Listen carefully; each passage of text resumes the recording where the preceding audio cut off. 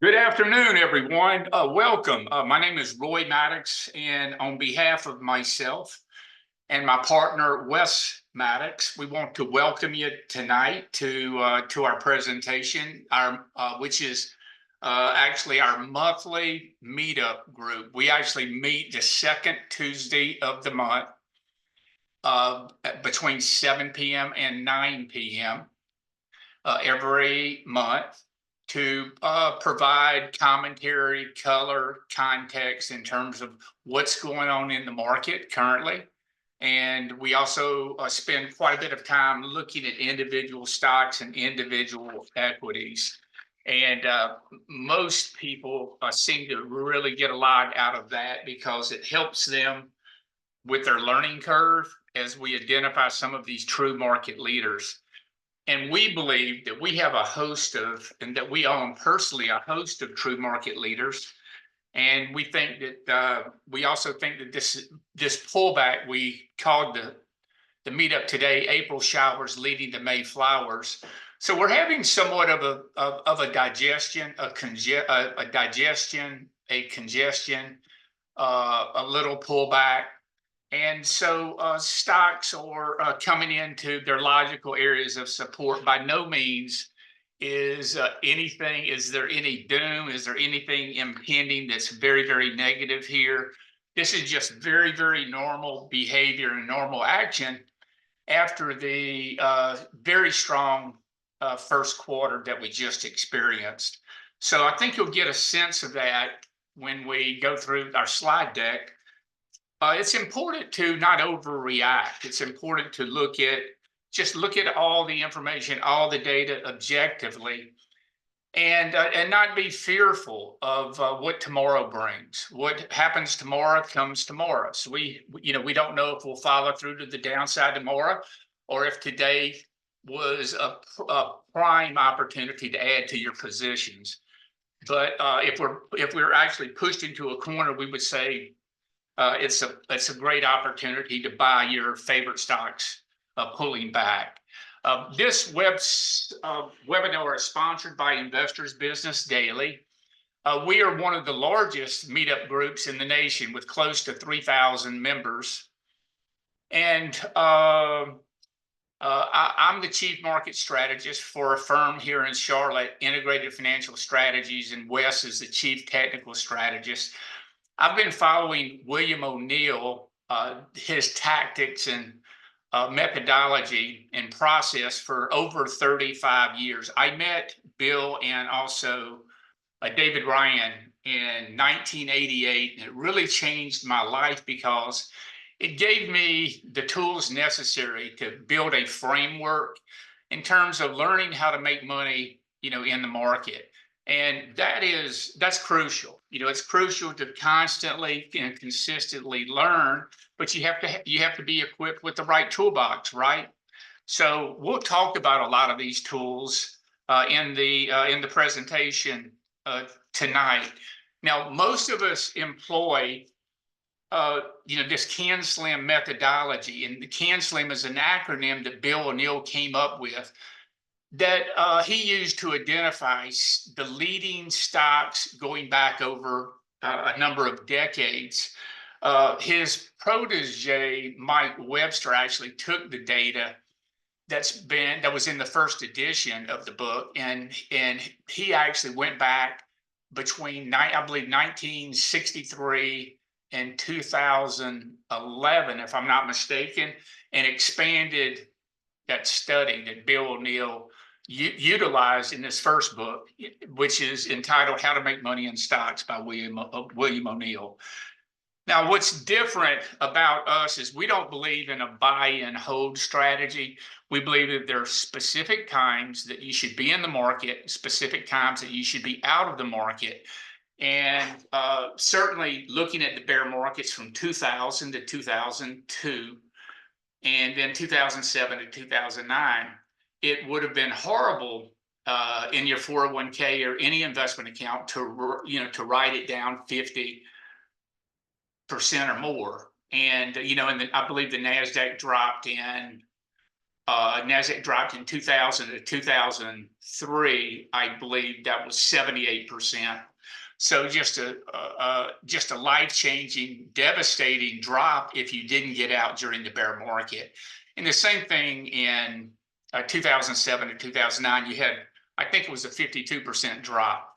So if you were able to avoid those, and if you had signals like we have in terms of following the trend, you will be forced in these times to raise cash and be more defensive. We're not getting the cash raising signal yet because we're still in the uptrend. We're still in an uptrend. Everything is normal. But if things change, we will adapt, and we assure you that you should adapt too, depending on if the data changes, as we look forward. But that's, that data will presumably start coming tomorrow when we have more additional inflation news that everyone's waiting for.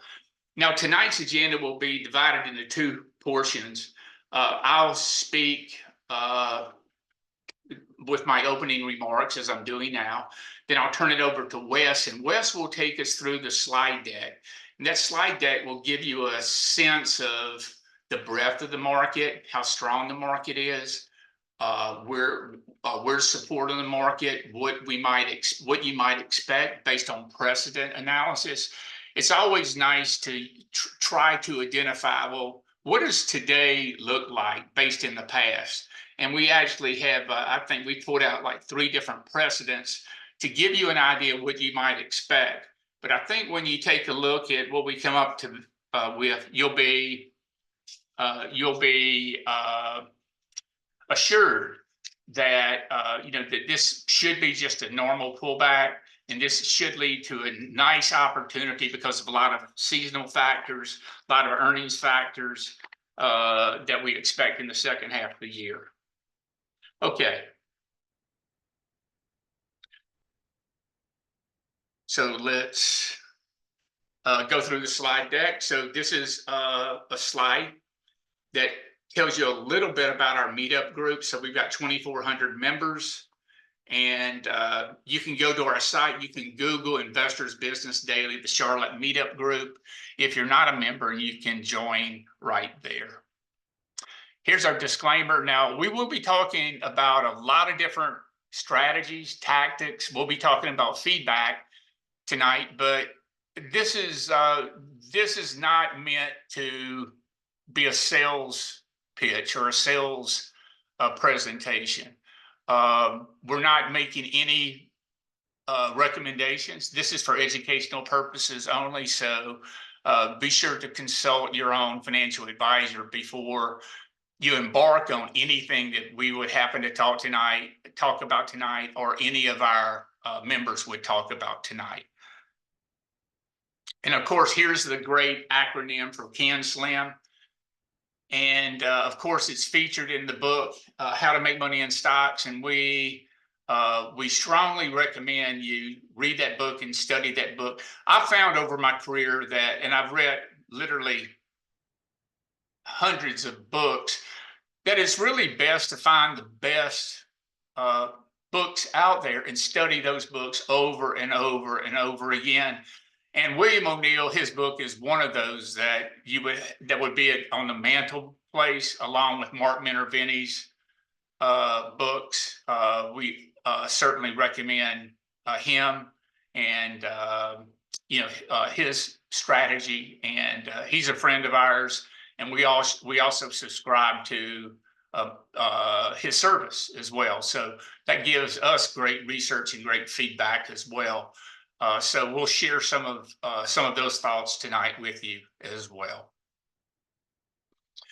Okay, in determining an investment process, we think that an investment process should consist of technical analysis, fundamental analysis, and macroeconomic analysis.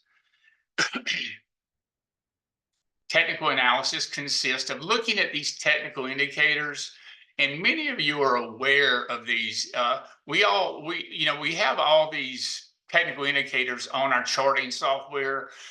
from Market Surge to AIQ to StockCharts.com to Yahoo Finance, Thinkorswim, so all these technical indicators, you can find these really in a deep view and all the software platforms out there.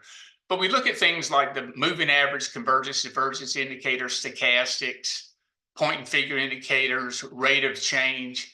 But most importantly, we want to look at the trend because we're trend followers. That means we don't get in exactly at the bottom.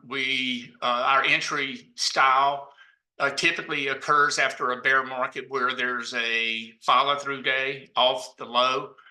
And the great follow-through days, happen normally a few days off the low. Typically, day 4 to day 7 are when the best follow-through days typically occur.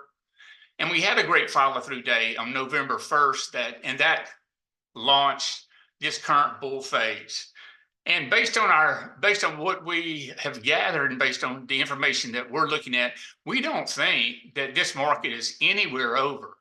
We think that we've had this nice first quarter. We're consolidating now, profit taking. This is just what happens. Normally, all your true market leaders touch their 50-day moving averages at some point. And actually a number of times over their run, if the run, lasts a couple of years. And we think that, this market can certainly trade higher and make new highs. We think it's going to probably go higher than people expect because our projections are the earnings growth is going to really accelerate in the second half. And the Fed, the Fed is still expected to lower interest rates 2 or 3 times, more than likely 2 times now that we had the employment numbers out last Friday. So that's what we're looking for the trend, the short-term trend. We're green, check. Intermediate-term trend, green, check. Long-term trend, we're above the 30-week moving average, check.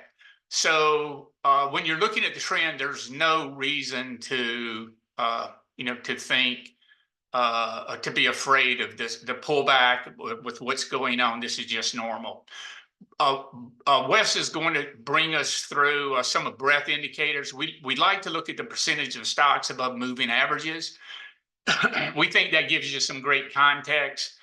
And most importantly, our favorite indicator is the new high, new low indicator. We've talked about this ad nauseum for the last couple of years as the new highs have been expanding and the new lows have finally been contracting. We'll look at sentiment, things like the VIX, and actually you can see the VIX is sold off like the last couple of days, even though the indexes came under selling pressure. The VIX actually sold off, and Wes will show that chart, and that's sort of interesting. We'd like to look at the put call ratios and the NAAIM, which represents the percentage invested that active investment managers are currently exposed to the market. And we might talk about some ratio analysis as well.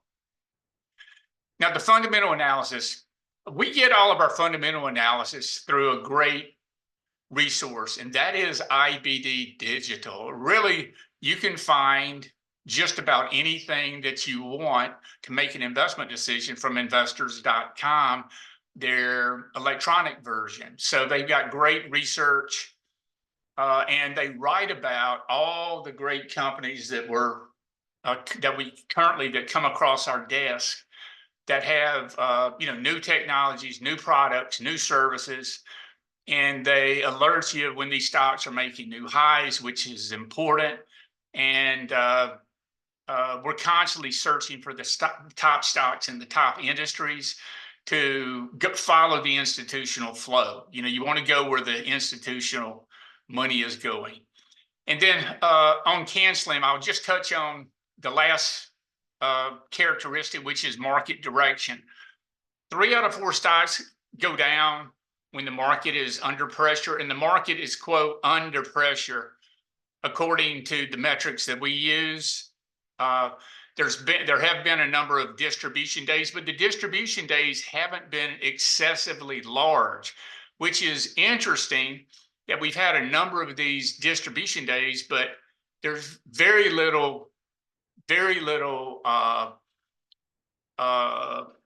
damage to the indexes has occurred. And of course, when the market's in an uptrend, you're going to get those 3 out of 4 stocks that go up. Now, what we're looking for, what we expect, and what we want to happen is we want all these stocks that have pulled back.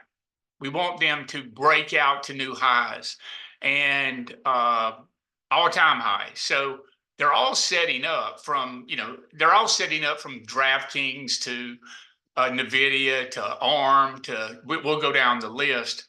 But all these stocks are poised when the correction's over to reverse, and it can happen quickly. And, the catalyst may be, tomorrow. So it's going to be interesting to see if the market is going to sell, if the market can sell off or take off tomorrow based on the inflation news. So it's really not that important what the number is, but what's important is how the market reacts to the number. That's really what's important. And then macroeconomic analysis, this is a whole different ballpark. And we do subscribe to Hedge Eye Research, and the macro environment is just, it's enormous, and it's full of news flow. So, we caution you to not get caught up too much on the macro, because, if you're looking at the macro and you're worried about our debt load, if you're worried about politics, if you're worried about who's going to be elected in office, if you're worried about GDP and interest rates, it's really folly to predict where all these things might be and how these issues might be addressed and solved down the way. We do know that our country has many different secular issues that we need to take care of, but we're sure that we'll get back on the right path again. And the market is really telling you that economic activity is going to be very robust, and it's going to continue. So that's what the market is telling us as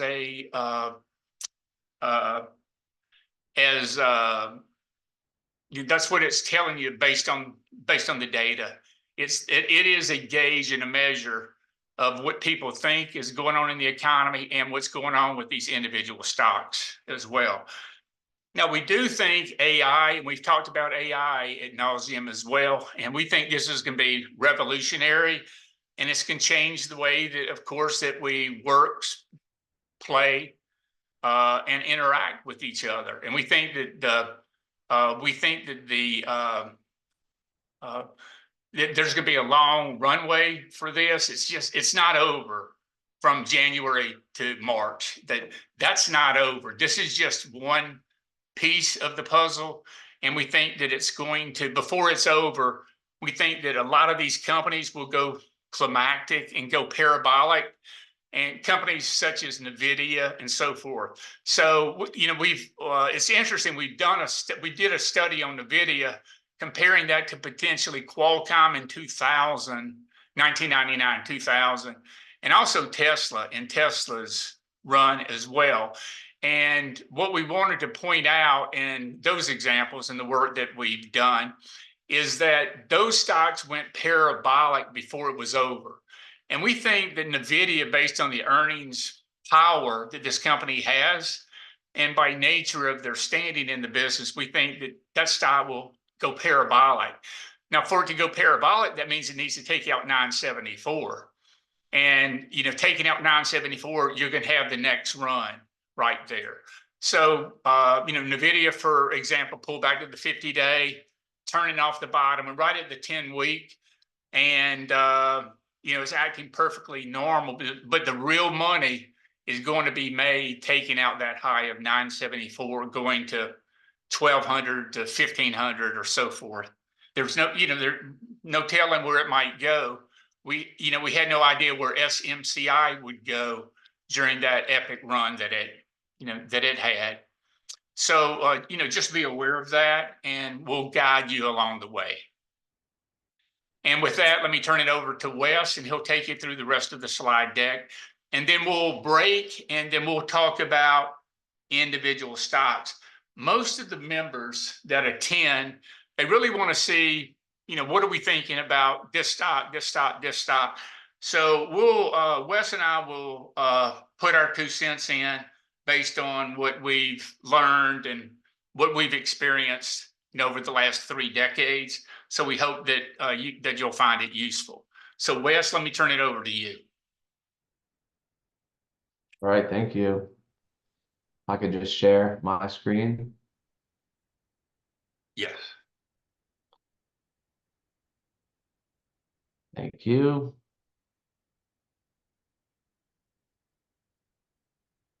All right, yeah, I'll go through some things that I put together, and I wanted to start here with the IBD 50 because we always talk about this being the barometer of our style, right? Trafficking in the growth stocks. And you can see how clearly it has kind of mimicked the environment, right? Like obviously in November, things were good, a scary pullback to start the year, and then things were good again, right? For another 30 days, 40 days in the market in these stocks. And you can see that over the last 2 months, it's been choppy, right? It's been, there's not been a lot of progress. And, from these highs, I think that's down. It pulled back maybe 6.5%, I think, from the highs to the lows today. And you can see that our last meeting was March 12th. It was actually this day, this blue day. And really, it's I'm going to update some things and revisit some things, but not a lot has changed, I don't think, over the last 30 days. So we'll just go through some more things. Roy mentioned this, however, right? He mentioned these distribution days. They are piling up. It's very interesting to have this, and we're still, and the index is just down maybe 1% or 2 from the highs, despite these these distribution days piling on. I've 7 marked here in the last month, and that's one of the reasons why this uptrend is under pressure, right? According to IBD. And one of the things that happened before our meeting last month, or in March, was that big NVIDIA reversal, that top. That's the leading AI stock, that ugly day. And that's since that day, it has been difficult to make money on the long side in stocks. So that's been the key thing here. And so we have that upper channel break.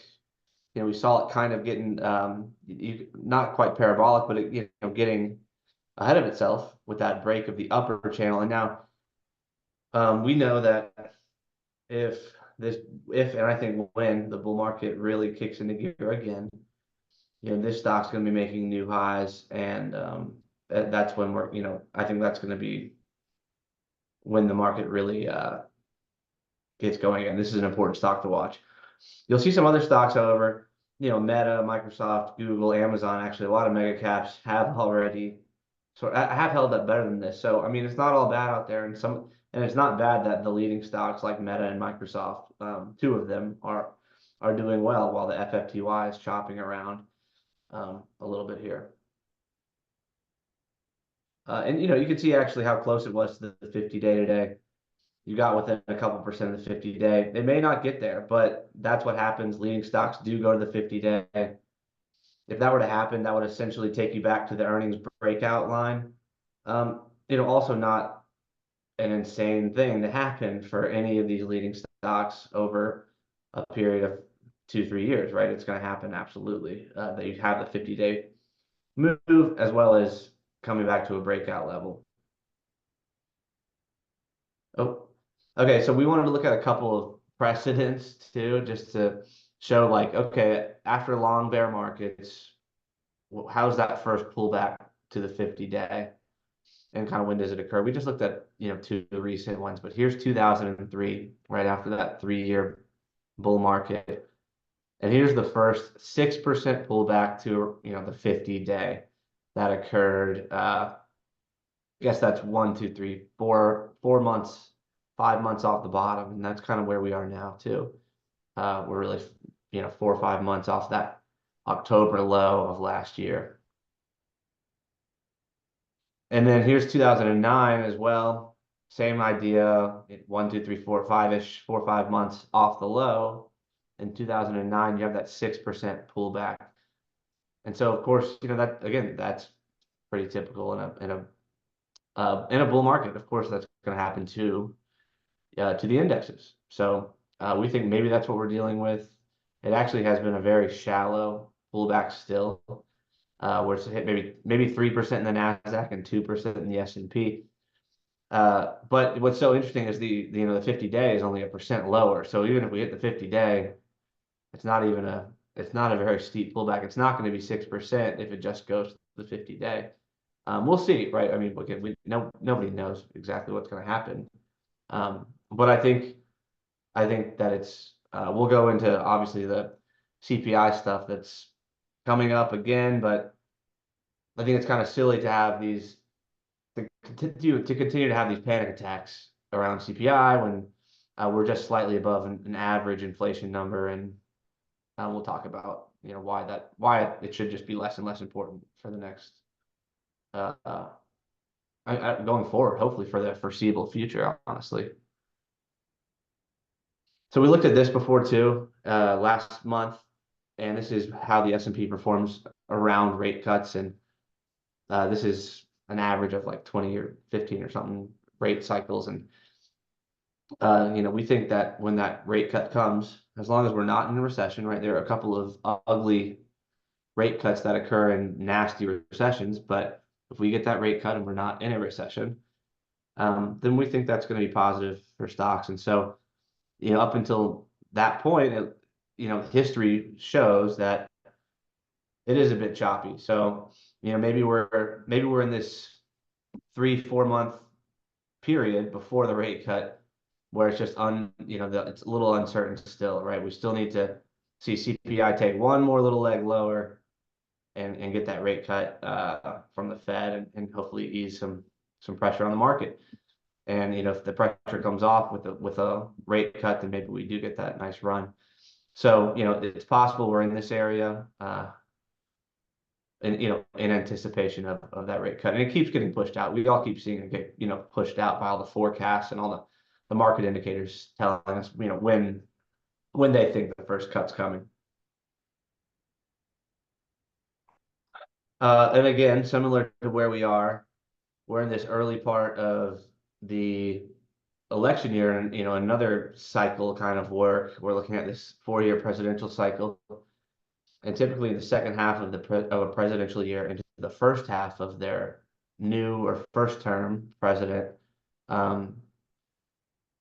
we're in this decent seasonal upcycle. We're not quite there yet, to the positive part of that cycle. So maybe that, if those things coincide, we just need to make sure we don't have, you don't experience a huge drawdown for the next 3 months or so, because we do think there's a lot of things that are going to turn positive, but it just depends on when that is, and it could be tomorrow. It could be, honestly, right? Like we don't, maybe there is a super friendly CPI number and it all but guarantees a rate cut, but until then, we think we're just kind of biding time, and there's in this normal pullback after a good 5-month period.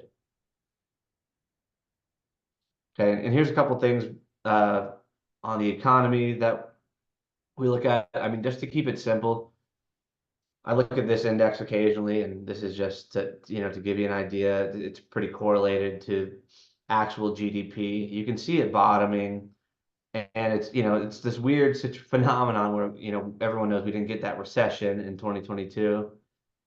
But maybe we actually, we should have, right? It should have been classified as that potentially. But anyways, you see this improvement in these leading economic indicators. Uh, and you haven't seen lows like that since 2020, since 2009, since 2000. So after the, horrific bear markets that we just went over, the early parts of those bear markets, you see, or bull markets, you see that, the economy turn and bottom, and you have, a decent bull market run because things are getting better in the real economy. So we think that's probably where we are here. And a lot of that has to do with rates, as just lifting some pressure off the economy as well. So we shared this last month too. This is the maximum pullbacks that you see in the S&P. So again, just trying to put everything in context. This is looking at the S&P, and the maximum drawdown is on average it's about 16%.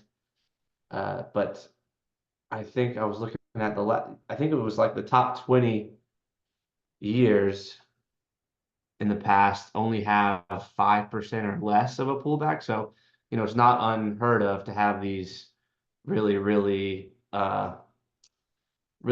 shallow pullback years for an entire year, right? To have a drawdown of only 5%. It's really not that uncommon. But right now, to start the year, it's been exceptionally strong of a market based on this. So, it's only been 3 months, right? But the maximum drawdown is only about 2% in the S&P, and we're up about 9%, I believe, year to date. I think that's up to date. And yeah, that's a great year. It's the best year according to this metric as far as lowest drawdown. So this is where we are so far, and if it's going to be a top 10 kind of year in drawdowns, we're going to see really good performance, we think, in the back half too. Okay, here's CPI again. We always have these before the meeting, and that data point, and that data point's coming out tomorrow morning. And I have the forecast here. This is what the Fed is forecasting. 3.4 is what they're going to announce for March, and then 3.3 in April. We obviously want to see this come down to into the twos. And I was telling Roy, we were looking at this a little bit more. The average of the CPI from 1990 to today, 34 years, is 2.7%. And so to think that inflation is the story, it's not. And I don't think it really is right now. But certainly the only reason why it's a story is because of interest rates. And I was also talking about how I think you can kind of think of interest rates as the governor on the economy, right? So it's both an input and output of the economy, right? So on the output side, it's a factor of inflation and wage growth, and all that data is being interpreted by the market. But then on the input side, of course, it goes back in and slows things, so and puts downward pressure on all those things like wage growth um, and goods inflation and services inflation. So that's kind of how I'm thinking about it. It's the market that's trying to help in this situation, get inflation where it needs to be while not putting us into a recession or anything. So I don't think there's anything scary about where rates are going. It's just part of the market gyration as we try to find the equilibrium, which is, somewhere with CPI at 2.5%, and the PCE even more important at 2.5, 2%. So I don't know. I'm almost tired of talking about it because it always comes up, and it's funny to me that no one's talking about earnings either. And earnings are coming up next week, I believe they'll start. So that should, maybe that's the story that gets the market out of the funk is okay, enough with inflation. Maybe earnings continue to be pretty good.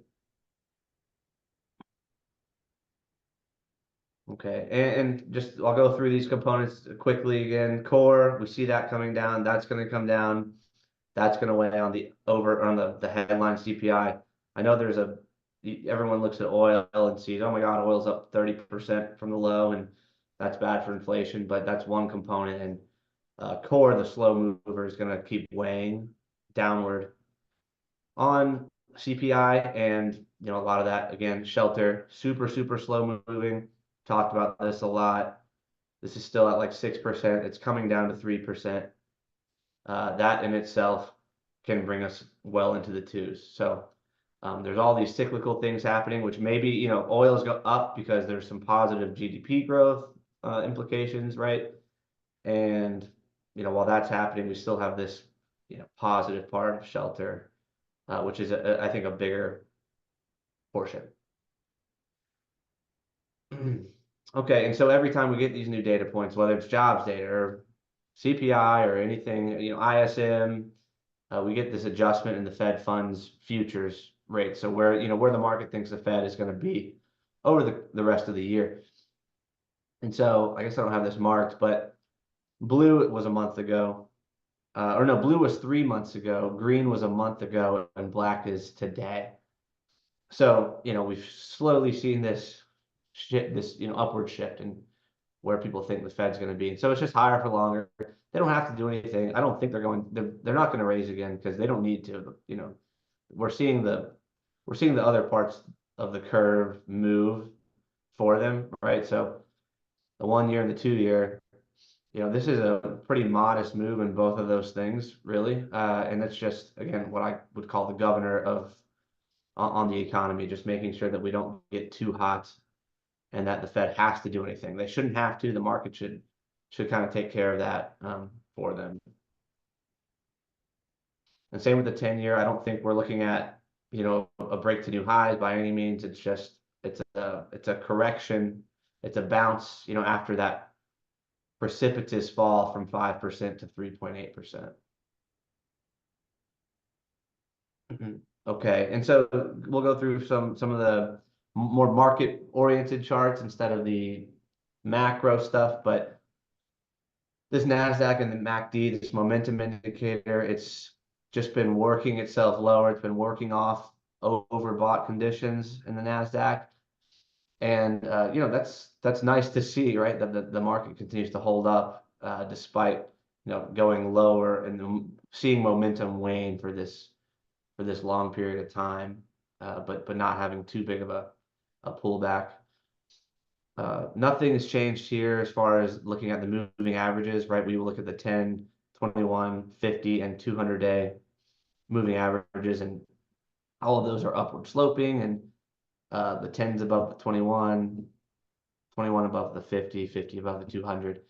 So on a trend basis, you can't really argue with that. That's we're definitely in a long-term, intermediate-term uptrend at this point. And Wes, we have talked often the last few meetings about being in this power trend. So we're in this very strong uptrend. It's called a power trend. You can Google it on, you can Google it from IBD, and in terms of getting the definition, getting the criteria, and so forth. But really, the sell signal occurs. The primary sell signal occurs when the 21-day crosses below the 50-day, and you can see that we're not close. So we're going to have significantly more downside and downside before that would actually really put us really on the defensive. So momentum has waned. Momentum has waned. The averages are holding up. It could be a divergence, which potentially would be negative. We just don't think that we don't think that this is the ingredients of a major top here. We think that we're on a very powerful new uptrend from November in growth. And just like we saw in the 2003 period of time, 2009, you're going to have periods where the market comes in. And so as our accounts come in 5-6%, that doesn't alarm us at all. It's just it's totally normal. Yep. Yep. So yeah, NASDAQ and 30-week moving, just the long-term trend measure that we look at, and this again, long-term trend. We totally see a long-term trend being remaining positive at this point. we follow him in Vinny, and we know he's on the same page as far as long-term trend, absolutely. But he's anticipating some kind of pullback. He's been anticipating that for a couple of weeks, and has been on top of that. But uh, there's nothing to change as far as the long-term trend. There's just some of these leading stocks is what we're seeing get hit more than the indexes. Okay, here's the S&P and stocks above the 50-day. It's not really, I don't think, in any position to say, all right, it's overly exuberant or pessimistic. It's just at that 75% level of stocks above the 50. You can see how low we got back at the bear market bottom, somewhere like 10% of stocks were above the 50-day. And now we're at 75%. And so, that's a good level to be at for a a strong bull market. You would expect 30, or you would expect 75% of stocks to be in uptrends, and that's one definition of an uptrend, just being above that 50-day. Here's the percent of stocks above the 200-day. That is telling us that this is actually, the S&P has been a phenomenal investment vehicle. It's been steadily rising and staying at that 80% level, and been really low volatility since that low in October. And here's the Nasdaq. It shows it's a little bit weaker, right? This tech and growth stuff has been a little bit weaker relative to the S&P since the bear market. And so you haven't seen, you've seen a larger pullback, I guess, to start the year in those stocks above the 50-day in the Nasdaq. And so we're just sitting here in the 45% range for the last 3 months. And so nothing to do here. It could go either way. Obviously, it could, you could get a washout for some reason. I don't know why, from rates and inflation. Maybe you get one more washout to 20%, but then of course that's a buying opportunity. But we just still think it's consolidating, and we think things are gonna improve. Wes, let me point this out too. The Nasdaq and the S&P, they're in all-time high territory, and we call this, that's a green line breakout concept. And so it's normal when an individual stock or the indexes go through a bear market and then come all the way back. It's normal to have to be quite volatile around the turbulence zone, and that's the old high over there on the left. And so that's basically what's going on here. Now you're just basically consolidating. We got lots of participation in this nice new uptrend. We think the market is front running the Fed and the idea that we're going to have this rate cut. So that's why every time this market pulls back, people are buying it because they want to be in, and they're obviously they're trillions of dollars on the sideline, and those dollars want to get back into it wants to come back in the market. So I think that you'll see that happen in this congestion here, in this congestion phase. Okay, so here's the Nasdaq and the stocks above the 200-day. That's held really, really tight at 46, 47% through the whole start of this year. And if this market is going to continue and to have more legs, that's going to go up, that's going to improve, and that's just going to help your batting average of stock picks. Okay. And here's a look at Nasdaq and stocks making new highs. So the net new high number, the new highs minus the new lows, is down here in blue if it's positive, or red if it's negative. And so this has been why it's been a better environment since that November bottom. We've seen a lot of improvement there, and just wanted to give you the long-term view to see, right? It was a miserable stock environment for really 2 years. when new lows were outpacing new highs, it's really hard to make money in that kind of environment on the long side. When there's just so few stocks making new highs, and so we did just see that really change, and we think we can get some more consistent bull market, and you can see in 2020 and 2021 how long that environment persisted. We're again 4 or 5 months into this, hopefully year plus actual bull market. And here's the New York Stock Exchange and new highs, a little bit more consistent on the new high number, and that could be, I mean, that's similar to kind of like the S&P, how we were showing you have this, that's showing a little bit more strength as far as percentages of stock above the 50. So this index kind of outperforming based on that metric and this metric.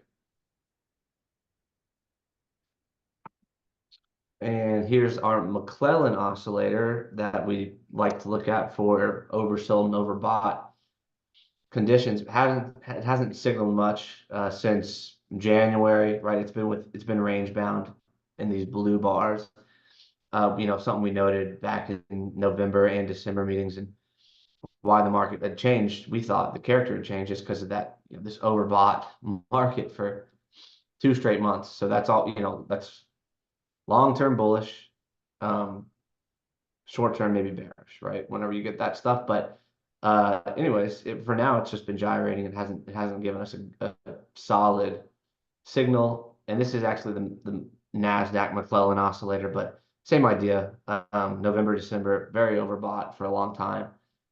And then since then, it's been kind of choppy. So if you're good at trading the chop, that's good, but requires you to be really, really active. Here's the VIX, and let's see, Minervini, he shared this chart, which maybe you can find, he tweeted, which is kind of interesting too. We talked about how, and the number of days that it's been since the VIX, I think, doubled or something. And it's been a long time, and we are getting this spike, but people are wondering, obviously, is that enough of a spike? Is it enough to put in a low? And maybe, I don't have a great answer for that, but if we're in this bull market again, I think it is, and I think that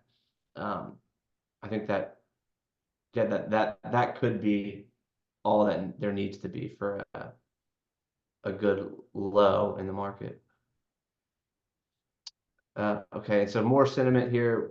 This is the net long exposure for active investors. So this is a survey that they send out once a week, and you can see it's been hard to make progress when everyone's fully invested, right? So we've hit this 100% level really 1, 2, 3, 4 weeks. We did have a little pullback in this long exposure last week, and we'll see what happens from here when we get that data Thursday. But at least it's always helpful. It's always a little concerning to see this hit 100%. It's it's a decent measure weekly. I think it's better than just the surveys, right? It's actually a decent. It has a decent track record of calling short-term tops, and it did a good job in July. And at the end of December, that was a kind of nasty little January pullback. And since it hit 100 again, it's just been sideways action. And similarly, this bullish bearish survey, this has shown that there's just not a lot of bears right now, and it's hard to be bearish when indexes are making new highs, and you probably shouldn't be bearish when indexes are making new highs either, because that would just be tough to be shorting a market making new highs. It's probably not a good idea. But the bulls are sitting here at 47, and so the net number, the bulls minus the bears, at 25%, and something I think I say every month is you do need bulls in a bear market, and it's not a great timing tool really, but you can see the explosion in bullishness even after that long bull market or bear market here, a good persistent uh, reading of net bulls, and that's required for an uptrend. Okay, and here's the put call ratio. So we, always looking for extremes or in either fear or complacency. And so this ratio of puts to calls, that's it, sitting here at 1.02. It's not updated for today. If I had to guess, it went up today, ahead of the event, and given the sort of nasty selling in some of these stocks. So, it's not telling you much. It's not telling you you're complacent, right? It was a little low. We could see that in mid-March, but since, has had a decent run up in puts. But it's not an extreme either way, at this point. So not a whole lot here, but I'm encouraged that it's not complacent, at least. But here's the equity put call ratio. So just another measure.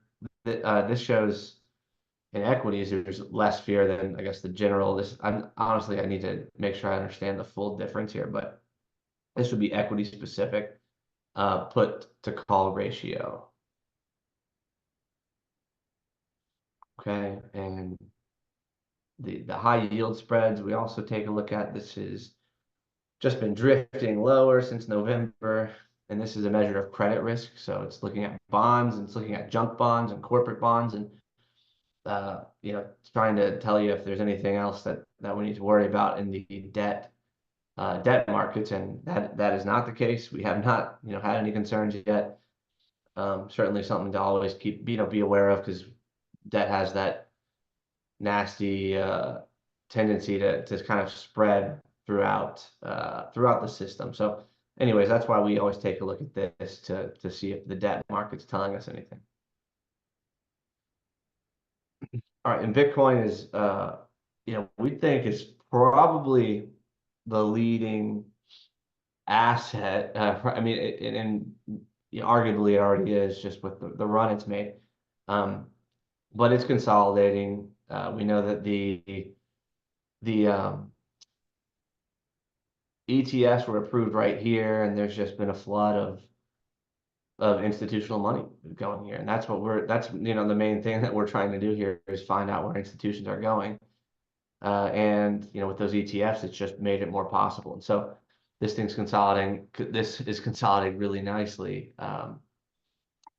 Right here, and it looked like it was ready to go yesterday, but so far, a little bit of a head fake from yesterday, but still nothing wrong. It hasn't hit the 50 yet. It's kind of this BCP setup where the higher lows here, but it looks like it's setting up to go. And we think that this is one that you need to, or I think we would say you want to buy this, you want to own this in new highs.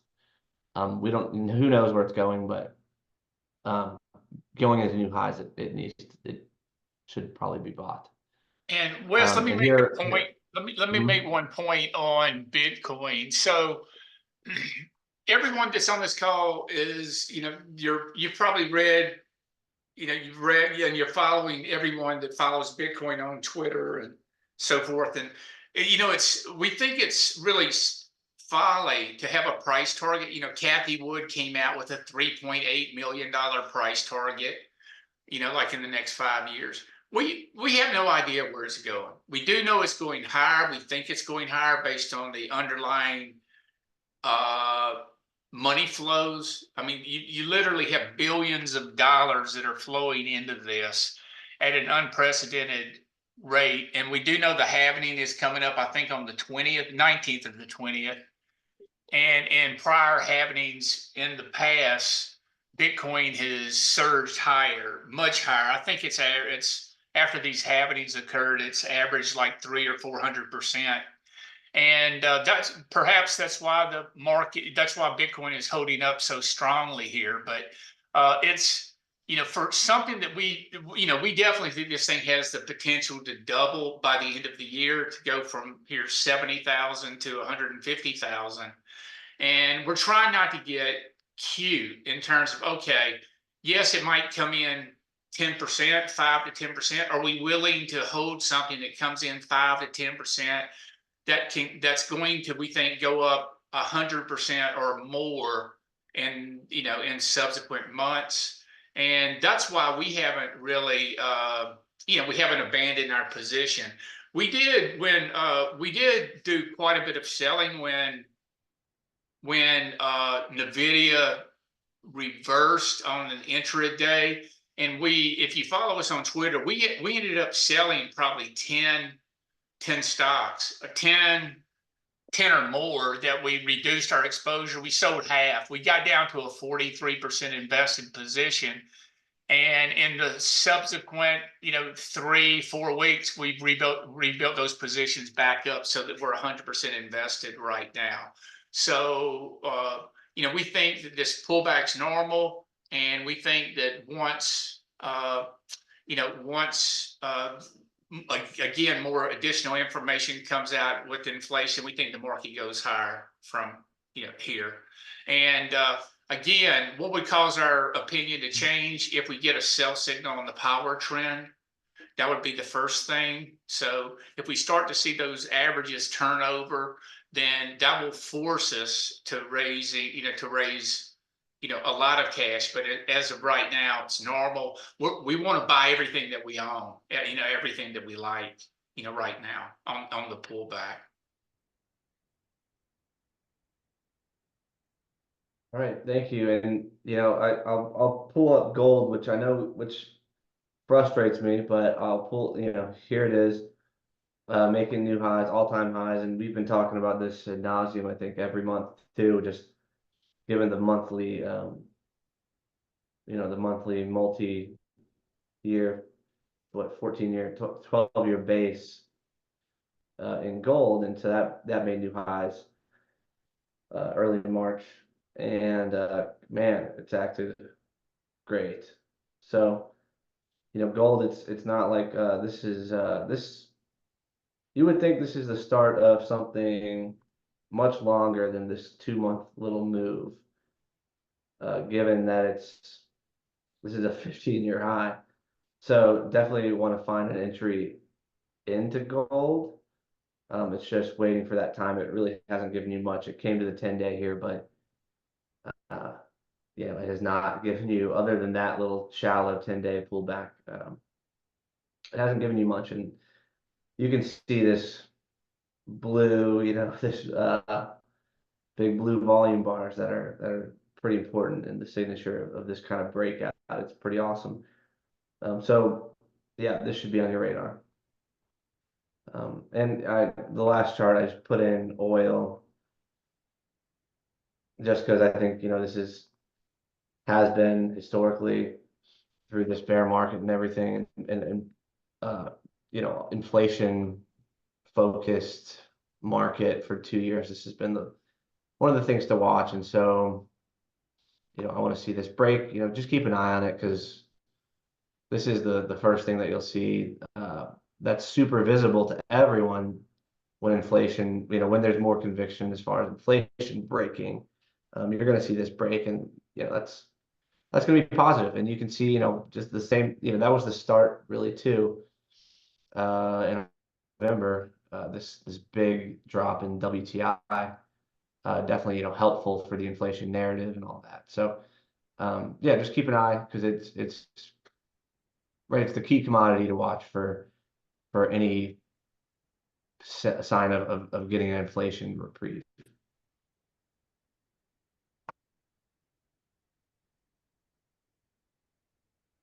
All right. Well, that's it for me. Great. Thank you, Wes. Wes, did you drop a link for our email? I did. I can, Okay. I'll just throw it in again if anyone missed it and joined later. I'll just Hey, put it Wes, back this is in there. Yogesh. A quick question. Yes, go ahead, Yogesh. The uh, floor is open. Yep. Thank you. Since you compared 2008 with the current NASDAQ, any reason why we are not comparing it with apples to apples from 1970s and 1920s? because back then we had a similar inflation scenario. Back then also market was making all-time high. And then next time when inflation went up, market went down to the lows which it made earlier. So it actually broke the lows after that.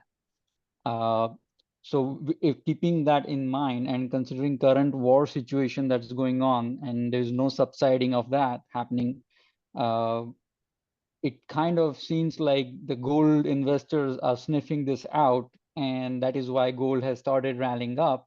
And probably this is, and as you showed it, it's a monthly breakout over 12 years.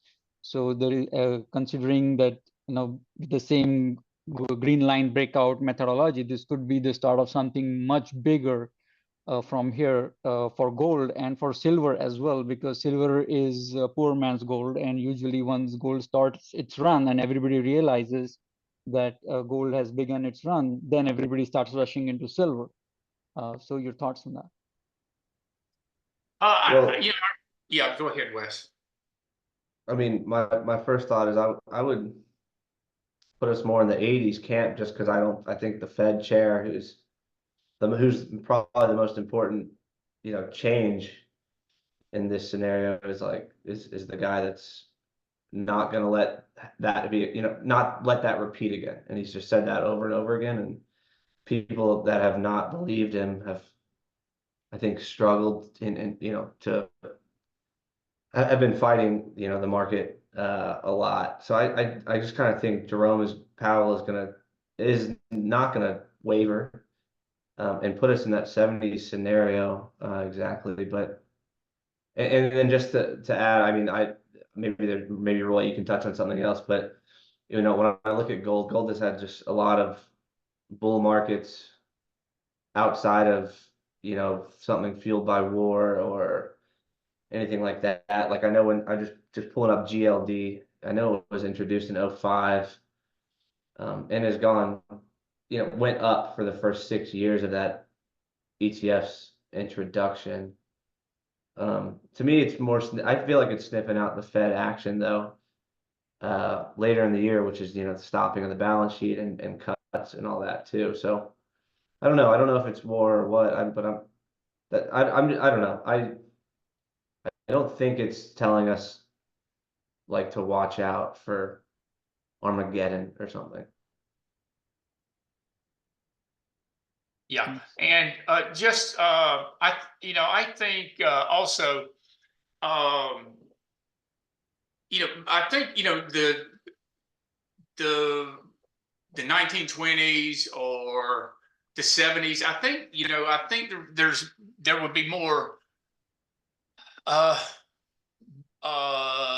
bias early, in the last 30, 40 years. There's a more bias there. That information's, I think, much more relevant. The economy's different, the economy's bigger, the Fed is the Fed is much more uh, uh, active now, and much more, we have much more information than we had, back there in the 70s and the 80s. Back then, we didn't have any, we didn't have any guidance in terms of, we didn't have, the other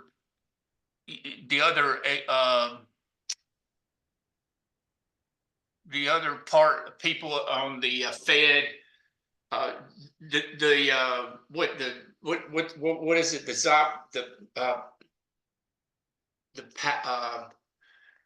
the 9 people that The board, voting, yeah, the the board, board. yeah. Yeah, I'm just kind of stumbling on that. But we think that we think that the market today is, again, mostly with what it's doing after the bear market. And so that's why we're adjusting for that.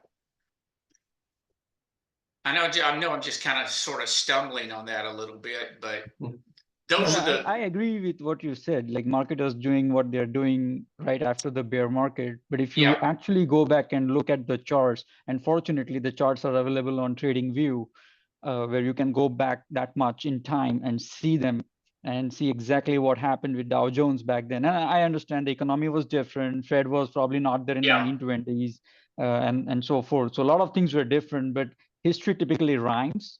It may not repeat itself in exact steps. Back then, we had high inflation. Fed increased rates earlier, then they decreased rates, and then they realized that it's not working. Inflation is going higher. So markets actually went the exact pathway that we took this time, where market went all-time high, then it came down because of inflation, then it again started and it made all-time high again, and then again inflation propped back up, and then it dropped significantly after that, which is exactly what happened in 1970s.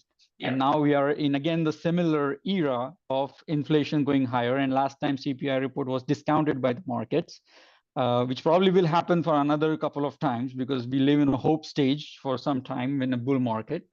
Uh, so that's what I was just trying to point out.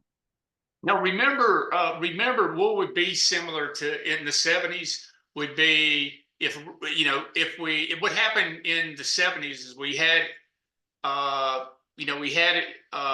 inflation, then we basically sold it, but we didn't, we waited too long and we didn't, and it reaccelerated itself because you got easier monetary policy, and then you had then it became much more problematic to really solve the issue there, and that's what Volcker had to do. Did, did And that so, lead into the 82 when they had the really high interest rates, right? Right? yes, Yeah, Yeah, and that's what I'm saying. I think Jerome is more of the Volcker there, and he talks, he just repeated that all the time, and he uses that phrase "keep at it" over and over again, which is Volcker's autobiography. I think keeping at it, and it's so he's the key thing there. I think that matters. He's yes. not going to let that happen. Yeah. So what happened, what happened there in the 70s too, we actually, inflation dropped significantly, and then it reaccelerated, and it made, I believe, new highs in inflation. So, we're not going to, if you're going to look for that analogy, we're not going to have inflation at 9% again. So, and that's what Hey, happened in Well, 70s. if oil prices are rising, I mean, why wouldn't be inflation go higher? I mean, imagine oil prices going to 100 by end of summer.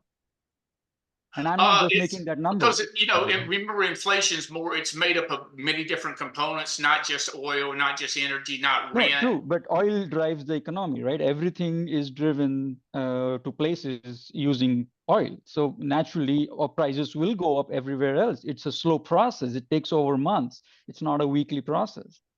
The So rate of and we are change is already the seeing rate of that. change is declining, Yogesh. So the rate of change is declining in our view. We don't think there's any major risk of really accelerating inflation because of what the Fed's doing.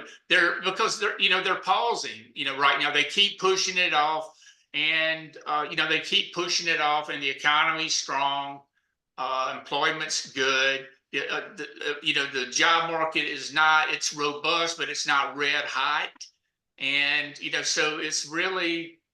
I mean, to use the word, it's really a Goldilocks scenario. So, we do think, from our macro perspective, we see that earnings are expected to be up 7% this quarter, and I think 12% next quarter, and then 13% the quarter after that. So you're going to have earnings that are going to accelerate after us being, basically earnings being going sideways, for a couple of years. So, um, we think the economy's in good shape, and really, Powell is doing it right by not cutting too early and the economy has continued to grow. And I think our estimates for GDP they're 2 to 3% for this year and next year, and we're expecting GDP to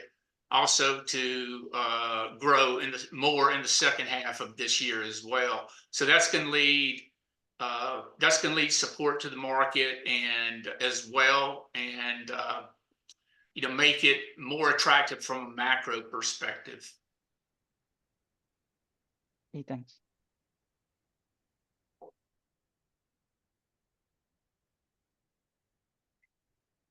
Okay, any other questions? Feel free to hop in. Do you think China could be a motivation for like kind of something that's under the radar, that like a recovery to drive up commodity prices and maybe affect our inflation? Well, remember, China is accelerating right now for the first time. Right. That's, you know what I mean? There's only so many commodities out there, drives the prices up, worldwide, which could cause our inflation to drive just indirectly higher, I don't know. Something that I don't hear too many people talk about, but I don't know if it's relevant either. I think if you take the energy complex out because of the geopolitical risk, see, you've got that going on. So there's always something, there's always a reason, quote, to be afraid. There's always a black swan. There's China taking over Taiwan. There's, obviously our political situation, those issues at the presidential election. I mean, and all that represents really noise. Really, anything can happen. I mean, there can be a black swan, overnight. All I can say is that the true market leaders, they're out, and they've made new highs, and they're currently pulling back, and and that's should be your process, trying to get, well, who are the leaders? The leaders are the ones that broke out and went to 52-week highs on their number. Those are the leaders, and we think that we have a group of those in our portfolio right now. And now we could if the market comes unglued, we could start peeling things off tomorrow if the market starts serious distribution from here. But so far so good in terms of, okay, it's a normal pullback. There's nothing nothing abnormal about it, other than there's just some normally some profit taking. And with that in mind, let me pull up our account. So we'll tell you sort of what we think. This is in alphabetical order, I think, and we'll take a look at this. Are you see what's on the screen right now, guys? What do you see from me? See your list of ARM, Kava. Okay, you do see that. Okay. Proud, yeah. Okay, so this is, and when you take a look, and look at the chart, this is ARM, and we initially bought ARM at $65 way back here. We initially bought it at 65. We sold some along the way in the last month or so, but we've rebuilt the position back in the last 2 weeks or so. You can see it bounced off the 50-day, and ARM is ARM's obviously it's an AI play. It's involved with Apple. It's involved with Microsoft. It's involved with with AI, NVIDIA. NVIDIA is using ARM's technology in all their GPUs, and they had a great earnings report. And you can see when the stock had a great earnings report, went to new highs on big volume, and now you can see it's just been it is just coming into the 50-day. So 2 days ago, bounced off the 50. turned back up, and now it was up 5 earlier today, and it came in, but there's nothing wrong with this. It's above the 50-day, and you can see that volume has been declining, in the last 2 weeks on the move down. So that's a very strong position, and we think that once this stock takes out this downtrend at 145, it's game on. In other words, we had this big move, and we didn't sell any there, there at 164, which obviously, that could have been, a decent sell right there to redeploy our money, earlier. But when this stock takes out 145 and gets over that pivot, you can see game on, and it's going to be fairly quickly. It's going to take out that 164 and go, to that $200 area. So, stocks come in some, but a target like this might be over $200 by the end of the year, in 2 earnings periods. And so, that's a very strong, this is a very strong, position. Kava is, of course, you're aware of the restaurant company Kava. It's got excellent revenues, excellent earnings. You can see the stock made a new high, and then it was holding up until today. So they did throw in the towel, and we really bought this around 60. So we bought this at the 60, back in here, and the stock went, higher, and now we're going through the pullback right here. By no means are we interested in selling this at all. We think it's a buy on the pullback right here to the 50-day. Great revenues, great earnings, great, it's an excellent company. And once this stock gets into new high territory like this, then you open the door to these green line breakouts that we talked about. And you can see that this stock went to all-time high territory last month. You're having this little pullback right here, and we think it will be resolved to the upside from now. So there's Kava. So, There's SIP. Yeah, go ahead. Roy, so there is a big red candle and a big volume. So it's not something to worry about, or what is your thoughts on that? There's it looks like you did have some selling that took place today.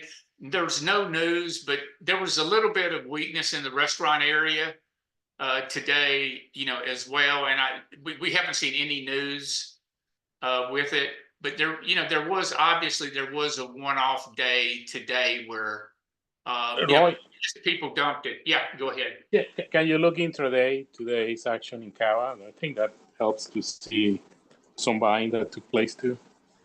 Oh yeah, there it is right there. So you can see the selling, which is interesting, guys, because when we get to the video, you'll see the same thing. This was the selling, and this is the selling on the open, and this is for the guys that buy on the open, that the rookies buy on the open, and then you get kicked out, and and your stops get hit. And then the smart money is buying at the end of the day. See, you can see that. See the big blue walls of blue here on the intraday. That's the institution, quote, smart money buying right there at the end of the day. So, right there, this is where, and it happens to be coincident with the 50-day. That's, this should be an attractive place, to buy this right here. Particularly if the market turns tomorrow, it could recapture most of this back, in a day or two. But if it goes below 50-day with similar kind of, will that be something to worry about? Or yeah, it would be. I mean, just for the stop breaking breaking the 50-day, and it depends on how it does it. Like if it would break the 50-day on big volume tomorrow, that would be concerning, but it's not concerning yet. It's just normal. It's just normal. It's just profit taking. But it's sort of like this MMYT that we sold a week ago. There was no news, and then out of the blue yesterday, see, just out of the blue, and you had it dumped and was down like $8 or $9 yesterday from a 52-week high. You can see the big volume yesterday, and then it reversed today. Kava reminds us something, something like that, similar to something like that. What would be a yeah. Right, yeah, I was asked. Okay, so back to cover for a second. So we're having a bounce off the 50-day. What would be a good time here to add? Should just wait a little bit, a few days for this to settle a little bit and stop falling down, kind of like what they say, buys the strength after the pullback, not the pullback. Is right now just literally slicing, down and hitting the 50. So should we wait a few days, or if it starts picking up, just buy it right back, kind of thing? Well, it depends on it depends on your style. Do you like to buy weakness like this and try to buy in the teeth of weakness, just like this on the pullbacks, like AMD? You had that pullback to the 50 that failed. Do you like to buy the pullbacks, or do you want to trade in the direction of the trend? And by direction of the trend, that means like one up day. Like, so if you just don't do anything tomorrow, but you have an up day, then it sets you up to take out the prior day's high the next day. And you would be trading in the direction of the trend. So tactically, that's the way that, to do it. Okay. Like the high of today, basically, in this case, right? For tomorrow. Yeah, I mean, if it's green, if this thing is green tomorrow, then I probably would add some, and then if it takes out yesterday's high tomorrow, the next day, then I would put my position on. But this is something that if I'm not in it, we got in it the first time right here. Right. And as Wes and I we were talking about this, where a lot of these stocks have just come back to their earnings period. Say it's right where it reported earnings, and so the leading stocks are just really coming back to their earnings period. So tactically you could add it being green tomorrow. Then you press it, taking that out right there. See that was that Thursday big negative bar. And then you press it right there. So that gives you 3 opportunities to add it, to get your position on. Say you had a 10% position, you could go 3%, 3%, and 3%, and buy it going through all these pivots. Right. Buy through the pivots. That's the way to handle it, in my view. And the first one being right where it kind of closed today, like near the 50-day, or like the high, basically the very first one. Watch tomorrow to see. If there's a negative reaction, and just because there's a negative reaction, we had one of these recently, and just because we have a negative reaction to inflation, see if the market's front running that. They might, we could be down 300 on the NASDAQ and close up on the day tomorrow, or we could be up 200 on the open and we close up, 1.7% or higher. If we have a follow through day tomorrow, and just to give you, some guidance, if we have a follow through day tomorrow, then, I definitely would add exposure. You're down here at the averages. You come in, and a number of these growth stocks have come in. Like, there's nothing wrong with these stocks, and it's just a matter of they're not price ready yet.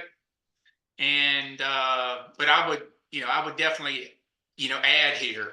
We were I think we were down about 3% before today.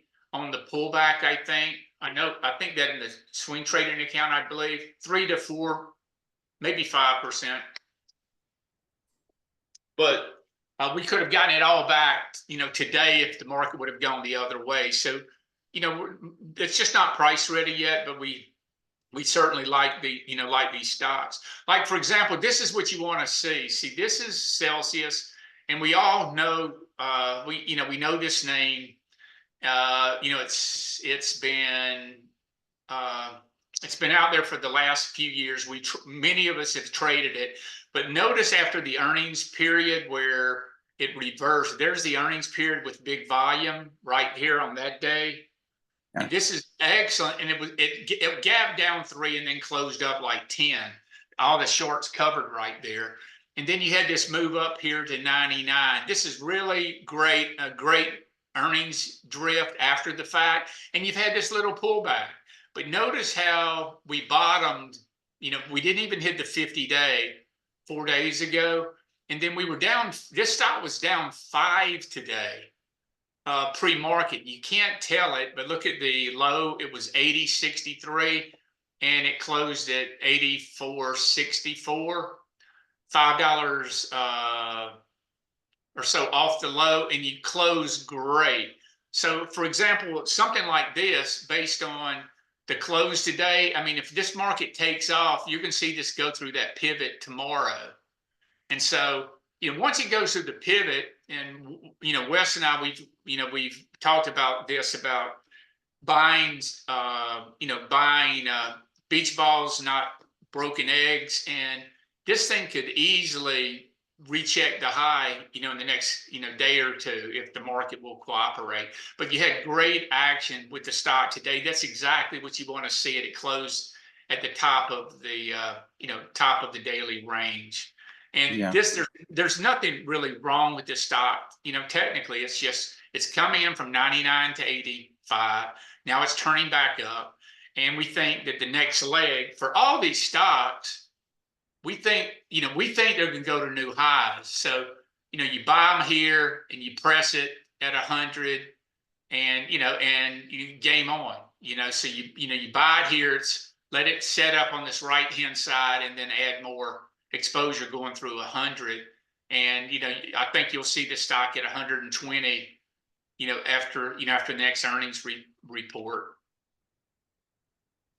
Mm-hmm. The next stock, everyone knows CrowdStrike. We know CrowdStrike, Palo Alto, Zscaler, Fortinet, but this really is the leader. And it's the same kind of scenario. And the reason we like this, look at the green line breakout. So this stock just got to 52-week highs. So or an all-time breakout after really going sideways for 3 years. And we think this is significant. So this is the leading computer software company out there.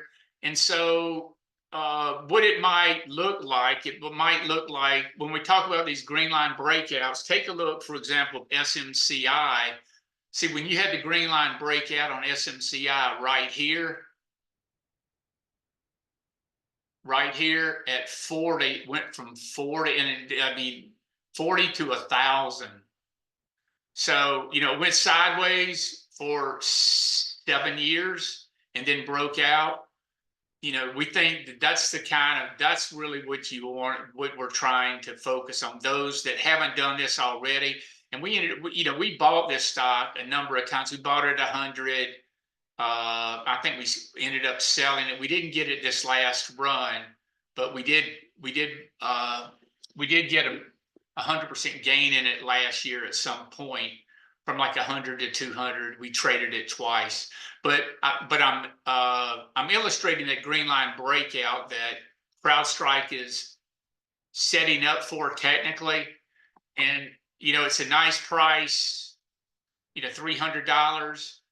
There's that nice base there. This is the breakout, after 3 years. So it's just consolidating. It's just consolidating here. DraftKings, of course, was an IPO. It's on the way back. You can see this stock. The fundamentals are excellent. You can see earnings are triple digit. Great revenue growth as well. And there's the breakout to new highs. And see, this is just consolidated for a couple of months, as well. But nothing's wrong with this stock technically. Either, great revenue growth, great earnings growth, and, earnings are going to be released in a month, but, this is acting great. You could see this stock going to new highs shoot, it was at new highs only a week ago. You could see this, recapture that and game on, as well. The estimates are excellent. Looking forward to next year as well. Dexcom, same kind of robust fundamentals. And, there's the stock. It broke. We bought the stock after, I believe, after earnings were reported. And maybe where it broke this little downtrend line, I think right in here. It's a fairly recent purchase, I believe. But again, this stock has great numbers, and it's sitting on the cusp of a 52-week breakout. You can see it's up the last 3 days, and while the market has been quite volatile.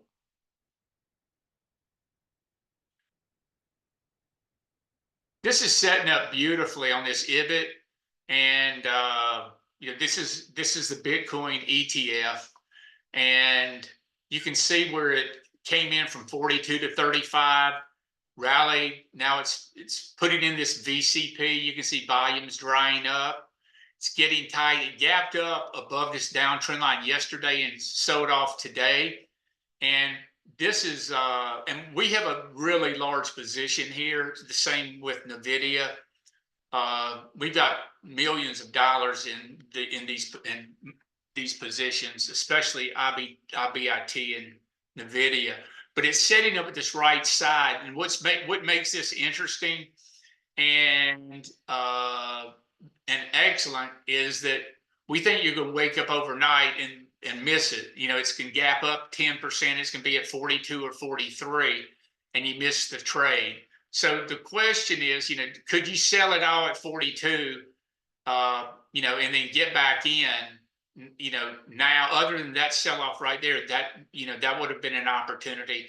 But it's going to be very difficult to sell it yesterday and then buy it back cheaper right now. It's, the next move, more than likely, it's going to be taking out this 40, this 40. It took out this pivot that I wrote right there, this alert. It's going to take out that 41 and then 42 area next. And then that's game on. So when you take a look at Bitcoin using stock charts, and you're actually looking at Bitcoin itself, you can see where this stock can easily go from 73,000 to 150,000 because of the base that it's in. It's got a really nice base on it.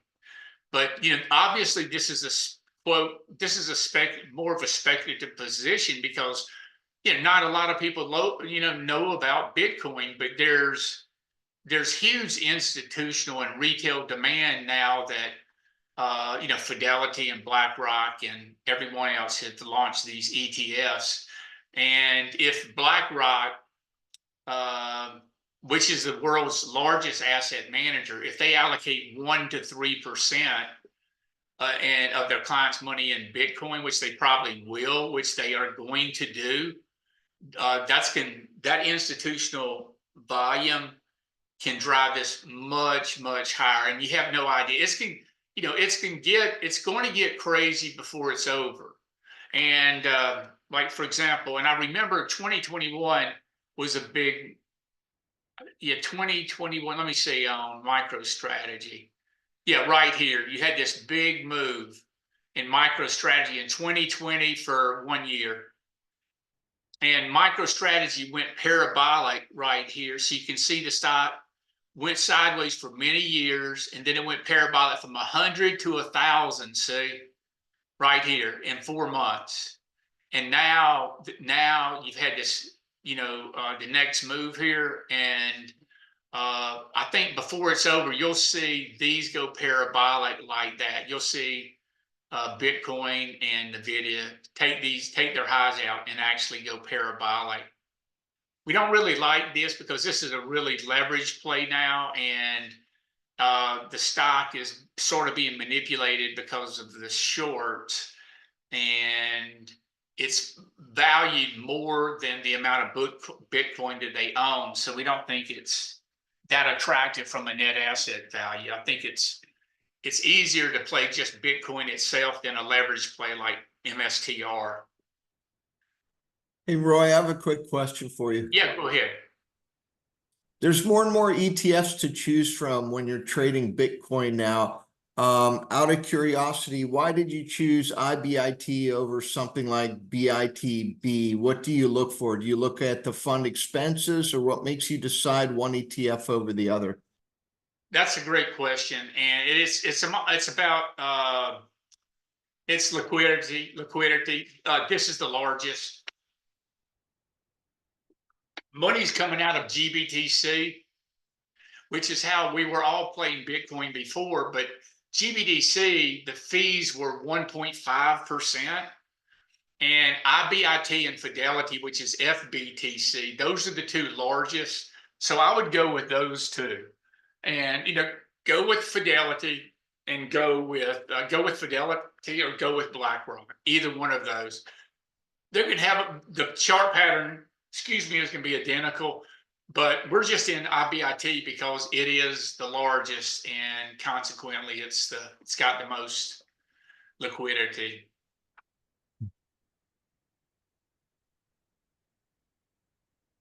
Okay, thanks. Good answer. Thanks.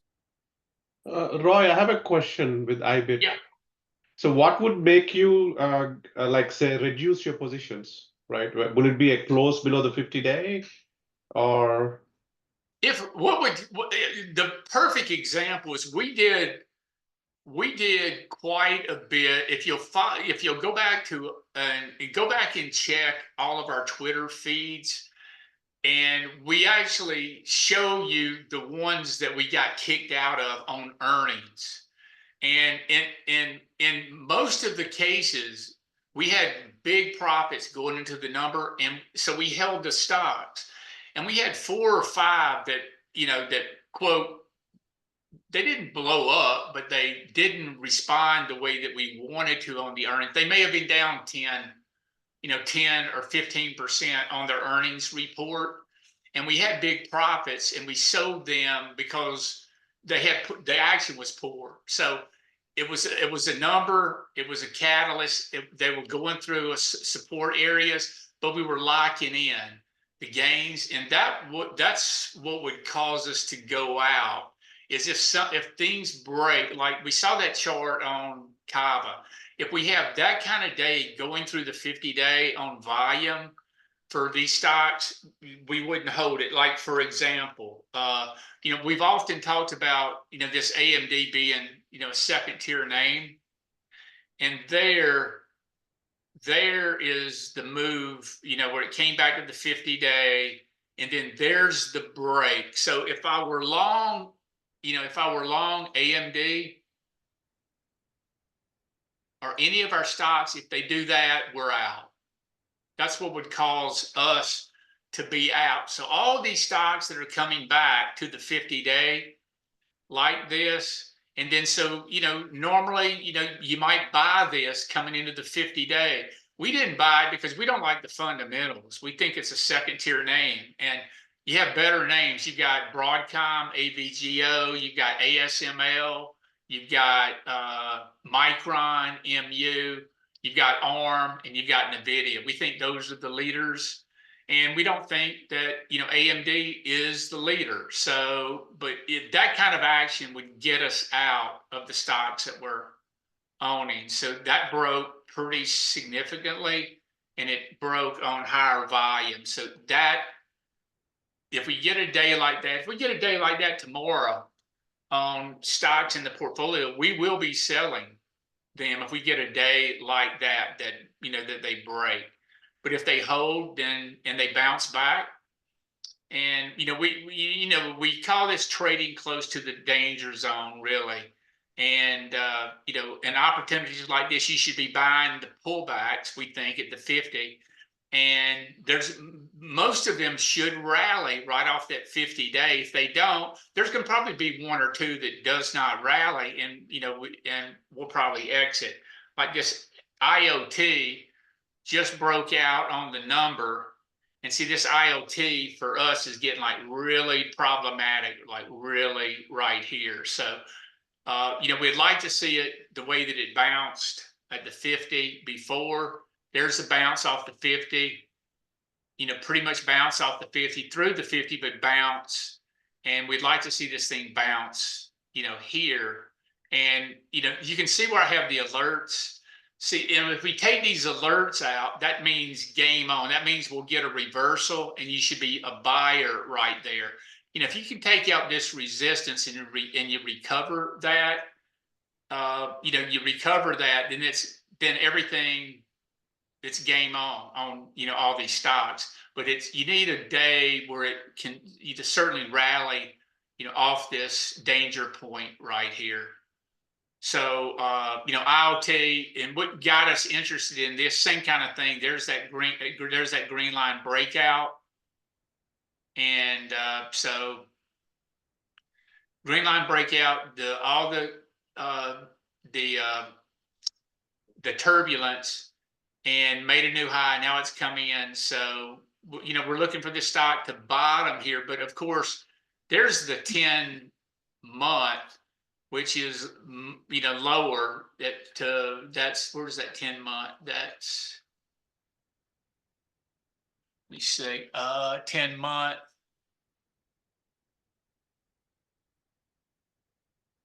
Oh, there it is, 3017. So we don't really want to ride it to 3017. This needs to hold, here. But if it doesn't hold here, it goes to 3017, and that becomes support.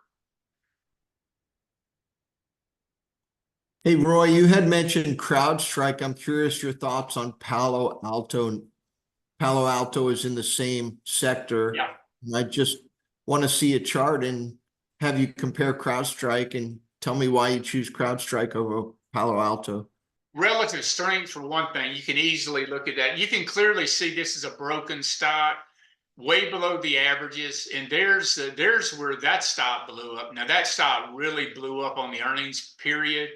And what's interesting about looking and observing the stock, you can see where it broke out here. It broke out right there, took out that 318, moved higher there, and then you had earnings, and it looked.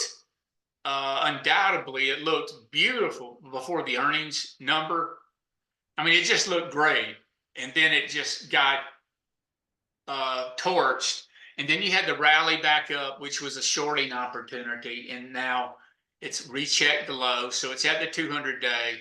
And these stocks at the 200-day are really, really laggard. So, we think that the stocks, we think that stocks that you should be buying should be closer to their 52-week highs versus something like this. You can always get some kind of dead cat bounce, but that's what it would be. So you have all this overhead. So this stock has much more overhead, where everybody that's bought it is underwater. All these people that bought it after the breakout, they're all underwater now. So this is going to take some time to rebuild and, to build the chart. It's going to take months on this one versus something like CrowdStrike, and, which is a 96 relative strength versus a 60 relative strength. And they did, this is consistent. They did sell this into the number, the way that they did presumably Palo Alto, but it didn't give up the ghost, so to speak. You've had this nice move up, and then you've got this consolidation here, but it's trying to hold on the 50 here. And earnings are in, I think, 3 weeks. Hey, Roy. Relative strength, though. Yeah, go ahead. Red lines there, man. The big giant gap downs. What's that? What do you make of those two giant gap down red lines there? Not great. Like worrisome. But that's the art of reading a chart, is that you try to stack them up, the accumulation days and the distribution days. But remember, the whole sector was weak here. So that's when Palo Alto reported. So there was, obviously some volatility when Palo Alto reported, because Palo Alto, I think, was down 30 30 or 40%. And, you know, so that's what I make of this pullback here. It was the group, Fortinet and Palo Alto, and I think Zscaler too. Roy, can you check out CyberArk? It's the chart's a Yeah. mint. Looks really nice. It does. CyberArk's one of the strongest, but it's not a big stock. But look at this. See, this is, in my view, I mean, I have a close friend of mine that's been that we're a close friend that we traded together for the last 20 years, and we talk every day, a number of times during the day. And he buys things like this, like he bought this today, Zscaler off the bottom, off the 200-day. And this is just a poor, you know, I'm not a value guy. We're looking at buying the very best merchandise that's making, you know, that's making new highs. So all the stocks that we're interested in, we think that the next move, that those are the leaders. And this was giving leadership signals, but then, you know, they sold it on Palo Alto's number. So this is a second, you know, this is now, it's a second tier name with all this overhead. This is going to take a long time for that to repair as well. Versus you have, there's Palo Alto, see right there, there's Palo Alto right there. And this had a great response to the number. Then it came in, and there's Palo Alto, came all the way back. And I mean, this is a very strong security software stock. I mean, I think you know, it's 10 billion versus what's CrowdStrike. CrowdStrike is 75 billion. So CrowdStrike is much bigger, but this is you know, this is acting great. Great quarter, reacted great. More than likely, something like this, it's a mid cap. One of these guys, you're going to wake up and one of these guys are going to buy them. Yes, they're going to buy CyberArk. But based on its own merit, it looks, you know, it looks excellent. Smaller company, it could, and what's it look like? Yeah, look at this. See, an all-time high territory. So you're making a, you know, qualitatively, you're definitely, this is the right stock to own versus a Palo Alto or a Zscaler. You can see that clearly. That's what you want. You want, you know, you want the stock when the pressure comes off the market to go to new highs. Once it goes to new highs, you don't know how high it can go before it gets climactic. We love Lilly, and Roy, I have a question on CrowdStrike. Yeah, go ahead. So the CrowdStrike, right, it appears to be at the danger zone, right, living below the 50. Oh, yeah. Yes. So where would you kick it out from your I mean, if it has, if it's down big on volume in the next, the next day or two, the next couple of days, but it's this is quite normal when you look at it. It's, it hasn't made any progress. It's down from that 338 to 300. It's down 10%, but there's nothing wrong with the stock. So, across the board, every one of our stocks looks like this. You've had this nice move up. Now it's consolidated for this has been 2 months now.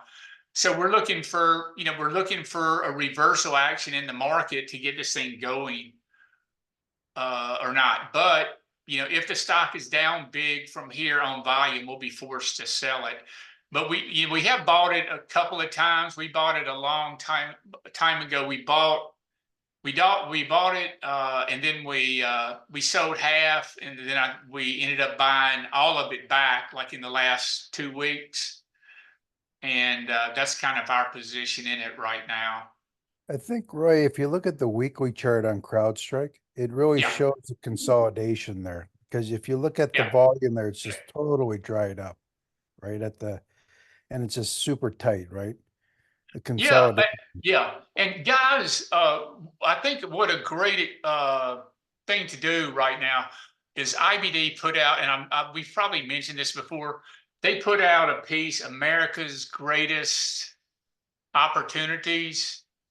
And this is a model book that William O'Neill put together on IBD, and he covered like all these great market winners, and they're using the weekly, looking at the weekly chart, and he takes you through the chronology. And a lot of these stocks, they move from 1 to 3 years, and it gives you a good visual clue of sort of how these things set up. And and you're exactly right. Look at the volume here. Look at the volume on the weekly. So if you take a look at a lot of these charts on the daily, you can see where you get shaken out. And we urge you to look more at the weekly right now. I mean, we're looking like, we looked at NVIDIA today that hit the 10-week. And so that 10-week, in many cases, you bounce off that 10-week to make the next move up. So we think the next move is to go here, not there. But, it's got to hold here. And again, we'd like to see the 10-week on Wednesday on Friday be back over the 10-week. So that's something that would be quite positive. But if you take, if you get one good week, a few days, it could be this week, you take this out and it's game on again. So it doesn't, we don't want to get kicked out when right there we would buy it back, taking that pivot, these pivot points out right there on the weekly. So, the next move, on the back of your napkin, technical analysis, the next move from 300 to measured move down 200 suggests that this would be a $500 target. So it's down 200 from the top to the bottom, and you flip that over, and that gives you a measured move to $500. And so we're not in it for 10%. And we're not in it to, to make 5 or 10%. We're in it to try to get a double at it from 300 to 5 to 600. That's what we're looking, that's why we own this institutional favorite. Roy, for these measured moves, Yeah. real quick, would they take approximately the same amount of time potentially, Yes. based on what it took to go back down to that level you're just showing down there? Yeah, good point. Many times there is some symmetry in that. Yep. That's about a year from that bottom there, a year and over. December 22, I think it said. Yeah, so over the course, we would think, again, the way this is a leading stock. You can see off the bottom, there is actually the 2022 bottom, but it started breaking this downtrend line. That's when a lot of these IPOs, when they broke these downtrend lines, that they started going. And that was in November of last year, essentially right here. And then you've had this move straight up. Now you're going through the turbulence.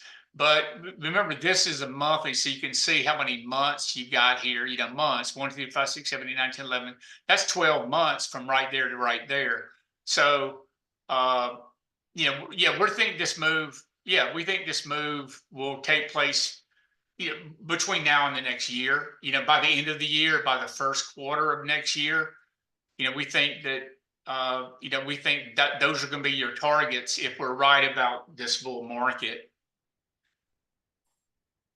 And so once we get, the way we're approaching it, once we get a profit in it, we want to hold on for dear life as long as we can until we're forced out, until there's some kind of technical breach before we would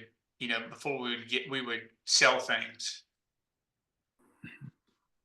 Here's Eli Lilly, and we're all aware of Eli Lilly and Majorno and Zepbound. And of course, NVO has Ozempic, and everyone's aware of that. So this is, there's absolutely nothing wrong, but it's down from 800 to 757, down, $50 off the high, but it has come into the 50-day. it broke this, if you take a look, it broke this down trend line and tried to go right here about 10 days ago, but they sold into it and it's just consolidating. Earnings are in 3 weeks. But, you know, these drugs, I'm sure you guys are aware, I think Majorno it's significantly bigger than Ozempic. When you look at the quarterly numbers and the monthly numbers, but both of these stocks are going to have 2 of the best known drugs of all time. I think they're number 2 now, other than a couple of cancer drugs by AbbVie. And this is, I mean, this is a testament. This is really a testament to the long-term viability of a major breakthrough drug, because this is truly a blockbuster for you know, for obesity, you know, as well as diabetes as well. So there's nothing wrong with here, but it's, you know, but it's down. So this is a buy right here, you know, the 50-day. If this stock would break the 50-day on big volume and go to 700, well, then it would be game off. But you know, it's, you know, if this stock is, you know, if this stock trades in the direction of green tomorrow, you know, if it trades up, that's can, you know, you can watch it closely to, and if you're not in the position, you know, it might be, you know, that might be an excellent time to add the position. So how would you play it? You would buy right here on the 50-day on a turn, and then you press it right there. So you do you know, you want to do multiple buys. You buy it right there, taking that out, and then you take your final piece right up there at 80, whatever that number is, 809 maybe. So, you know, you buy it off the 50, you know, you buy just a touch, taking that pivot out. You buy a touch, taking that pivot out, and then you're going to be working on this right side. Then you're going to take that, you know, then you buy a little bit more, taking that out, and then you just sit. You know, as this stock, you know, I don't think there's going to be any surprise when this stock hits $1,000, right? I mean, this stock's can go from 800 to 1,000. This isn't going to be any surprise by hitting 1,000, you know, to $1,200 by the end of the year. Remember, I think we only have, is this right? We only have 1 quarter of Majorno sales. I think we just have, this was the first quarter that we reported sales. And again, I think it was the number 2 biggest drug in America. So, you know, so here, this is blue chip. You understand the story. You understand how many people are using Majorno in the US and the worldwide implications of that. And it's something that you know, you could, you know, we've got, you know, we're building a 10% position there for sure. Love it. And NVO is the same type of setup. See, bouncing off the 50. And there's the earnings. There's the earnings report right there. There's the earnings report, and we sold it. We sold that. I think they reported right around the same time. We sold it right after the earnings report because we thought we had better opportunities elsewhere. And in fact, we regretted selling it. That's why we bought that Lilly back. We did own, and we do own an NVO for a few people.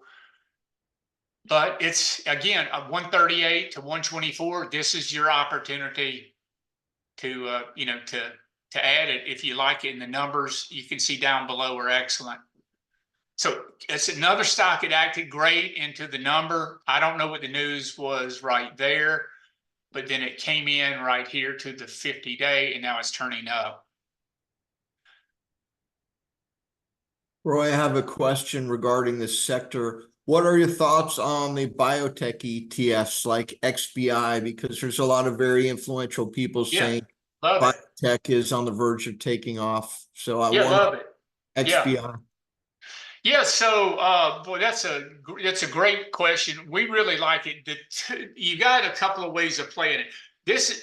The XBI, these are the biotechs. Most of these, they don't have any numbers. They're real speculative. And I forget how many stocks are in this biotech. I looked it up before, but it is those second tier names, like a lot of probably genomic stuff, a lot of stocks that don't have any numbers yet, but they're in, phase 1, phase 2. They haven't had phase 3 approval. So this is the one that's going to have your speculative stuff. This is the one that can get crazy on the upside versus the IBD and the BBH or the bigger biotech companies. But you can see, Wes and I, we were talking about this. We almost bought this. We almost bought it here, breaking this down trend line. See this consolidation. See, notice how the danger zone is. Look, 86. You're trading right at the danger zone, and then it finally picks up. And there's your buy point. See right there, break, from 94, and there's your early entry that day right there. And, and then of course it went higher, and then, got caught up in this last month where they, stuff has come under pressure. This isn't holding up this is what I don't want to see. See how this is the day where it's on the 50 and then it breaks. It's really game off now until you have a moving average crossover. Again, when it breaks above the 50, that would be a buy signal. So I wouldn't touch this stock until it breaks over the 50. But if it breaks over the 50, particularly if you have a pocket pivot, then that would be a signal to go ahead and put the position on. Hey Roy, if you overlay the TLT almost right over top of that XBI, it basically almost similar charts. So it's very interest yield dependent, I think, the XBI. Just because the cost to borrow money for those small biotechs, Yes. affects their business model, I think. And that's a great question, a great statement. And so, what's caused the weakness right here? Maybe it's the backup in rates, over the last month or so. Maybe that's what's going on there. That's why the IWM has been under, a little bit of pressure. And let me finish these up, and then we'll move to the other. ServiceNow. This is, we think this is the #1 software company to be in for AI. ServiceNow, they have a really great CEO. They're firmly involved in implementing AI and large language models through their enterprise. They've got partnerships with Google, Microsoft, Amazon. And you can see how the stock's trading with the 90 relative strength. So blue dot. So you've got a relative strength blue dot. So it's close to hitting all-time highs, and you've got a strong relative strength. And you can see where this broke the trend line too, right there. And then they sold off, and then it's come back. This stock is acting perfectly normal. And so, it really had a decent close. So how would if you're not in a position like this, how would, you enter the position? You would buy a little bit taking out today's high. You'd buy a little bit taking out this pivot going up, and you'd buy your last pivot right there at 815. So you average up, and then you have the whole position on, and then up here, and if you do that, you're going to be in a profitable situation, and hopefully you can just sit, and hopefully you'll have a profit going into earnings, and the quarter will be good. They're going to have a great quarter because the backlog is so strong. It's tough to get the drug. And I know that because I'm taking it for I'm taking it for diabetes myself and weight loss. So, you know, great setup, great price. Don't let the $800 target, you know, don't let that, you know, turn you against the stock. You know, it's the stock. It's, you know, it's not, you know, it's not where it is. It's where it's going. And for all practical purposes, this is, you know, this is a leading stock. And notice this again, when you use that measured move, see, look at the same scenario. Measured move here was, it peaked at 700, came into 350. So that's 350. So that means the stock should go to like 1100. The stock should, the measured move is to 1100. So, you know, measured move is 1100. The downside is right here where it broke out. And you can see, you know, when you see here and you look at it on the weekly, very, very tight, volumes declining on the weekly. And so it's holding up great. It's, these are the leading stocks. These are the stocks that you want to buy in this market on pullbacks. And, you know, and don't forget that it's okay to get shaken out and then buy the position back again. There's nothing, certainly there's nothing wrong, you know, with that. Nutanix was one of our biggest winners, and we sold it all. And then we sold it all and bought it back on the break of the downtrend line. And I think we bought it, we bought it on this day right there. So it came in, broke the downtrend line. We put the position on then, so we're flat in it. So there's absolutely nothing wrong. This is one of those true market leaders that nobody knows about. They don't even know. I mean, this is real big in the virtualization area, like VMware. And most people out there, they haven't even heard of this stock, but this is definitely one of the leading stocks out there. Look how nice this is holding up. And this is in buy territory right now, where it broke the downtrend line, and it's sitting here above all the averages. So this is, you know, this is from a period of strength. Notice where it hit the 50-day and immediately bounced off the 50-day. See, this is appropriate action coming off the 50-day. All these other stocks that we're looking at, like AMD and you know, some of the ones that we own, if it's, you know, they're not acting like this. This is great action. If it's sitting there at the 50-day, like AMD, you have a stronger odds that you can get washed out, you know, in the position. You know, great numbers there. And you can see this stock, Nutanix. See, look, going into all-time high territory.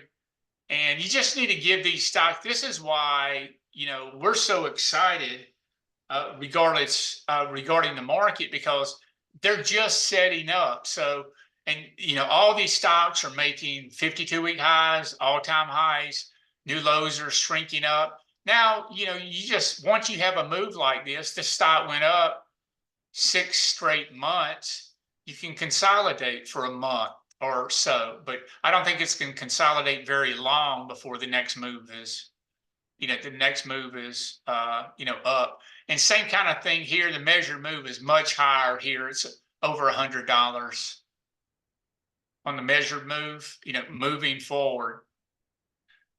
Roy, I got a question for you. When Yeah. Nutanix sold off last week, undercutting the 50, are Who? you in Nutanix, the one you just Oh, showed yeah. us? When Okay. it sold off last week below the 50, are you intraday not a little bit worried it may go further south and Yeah. you know, Yeah. cutting maybe half position or a third of position? How do you handle that? Just out of Well, curiosity, thank you. I want to try to give it that day. You know, if you have a day like that where try to give it, you know, when you're in close to the danger zone, try to give it like one day, because often that's really right at support, and you know, in many cases. And So, so if I if I was not in the position, I probably I would have bought the position on the turn, like the second day. See where, like, there's your buy point right there, which is 1, 2, 3, 4, 5 days ago. So it hit the 50 and you're trading in the direction of the trend. So it has reversed. You're not in something in this massive downtrend day after day after day. It hit the 50-day, bounced off of it. So I would be using that. And if we would have taken that out, there's a good chance that we would have been stopped out, but we held at the danger point. Now we're even in the position and holding. In this context, do you usually sell your full position completely, or do you sell in tranches, just like you buy in tranches? Mostly sell it all at one time. Okay. Yeah, mostly that's how we do it. Okay, thank you so much. And of course, here's NVIDIA. And so NVIDIA is bouncing off the 10 weeks. So this is a classic position. When you take a look at this and you study America's greatest opportunities, again, I forget who made the point earlier. This is a 1, 2, 3, 4, 5, 6 week pullback. So now we made a bucket load of money on this stock from 500 to 900. And, this is just a normal pullback. It's a 6 week pullback.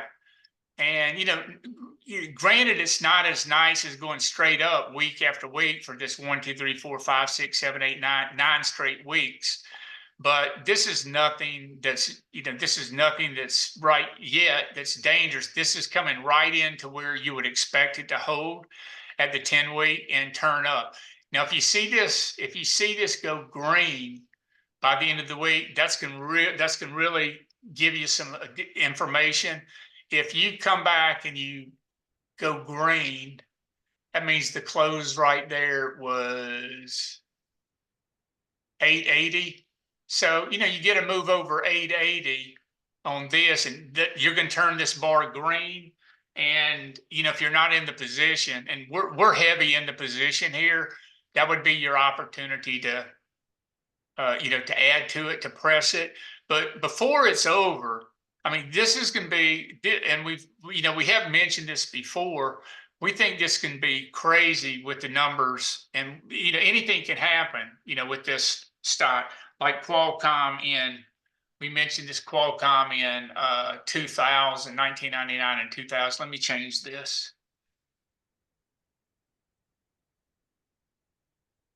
Yeah. So here's Qualcomm. Look, Qualcomm, and you had this big move up, breaking out to highs, and this is, I mean, I made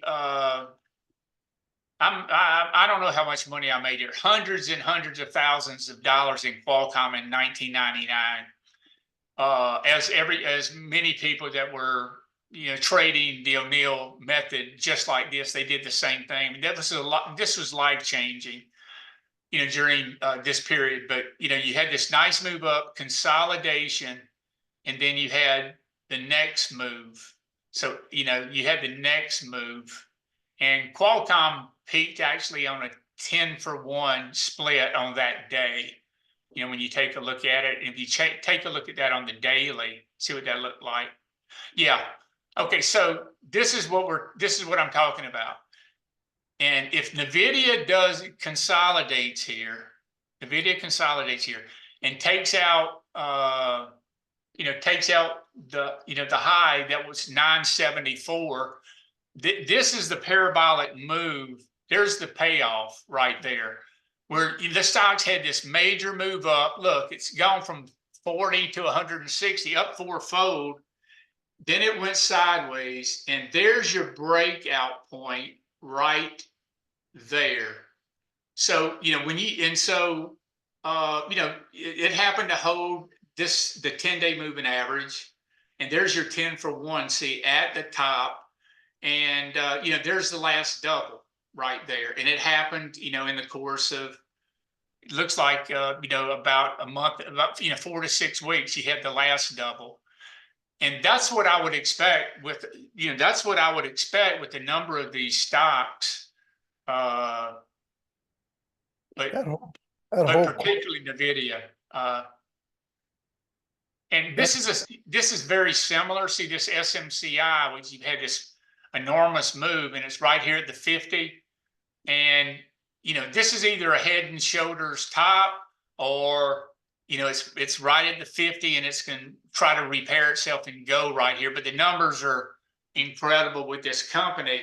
And even though this stock's gone, see, from 400 to 1200, think about them splitting this stock, 10 for 1, before it's over as well. They're pretty savvy. They came out and surprised everybody on their earnings report to get this thing going. But I don't think this is over. Everything that you read in the data centers, I mean, clearly they are the big beneficiary. They are the #1 beneficiary in data centers. And the data center projections are out of this world. And people think it's going to go on for months and quarters, if not years. And this is just right out of the box. I mean, this is telling you, okay, this is the most powerful stock in the market, and volatile here, and we'll just see what happens, on this correction. But you could buy this one, with a change in trend as well, and buy a little bit on the reverse if it reverses tomorrow, the next day, and then buy it taking out this down trend line, and then buy a little bit more, taking out 1230. But that's 20. Of course, we're down. This stock's down 20%, from the high. But that's how I would handle it. So I'm telling you, the best way of position trading these. So we own all these stocks in our swing. Not all of them. We own I think 8 or 9 stocks in our quote swing trading strategy that models what I do personally. But that's how we're trying to move our equity curve significantly higher by concentrating and getting in there in the positions that we want, and then holding the position. It's more, we want less activity and more, more thought, less activity. And we think that'll give us, the best opportunity to move our equity curve up, looking out for the rest of the year. What do you guys typically hold in that swing account there? Is it like cyclical? So you typically stick to growth as well, just shorter term type of thing? Well, I'll show you what's in that account. And in that account, and Wes and I, we own most of these stocks. And let me show you, this is in our swing trading. This is what I own personally. And Wes owns probably a bunch of these too. And I own these heavy.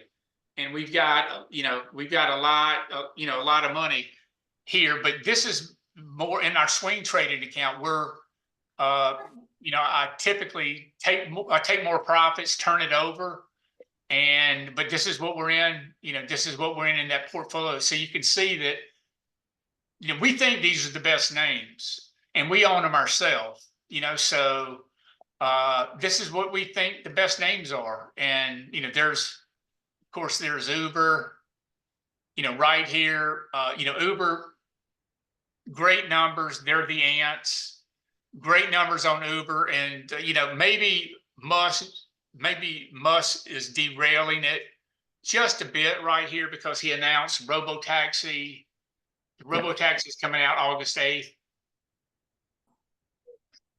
But there is nothing. This is picture perfect action where it acts great on the number.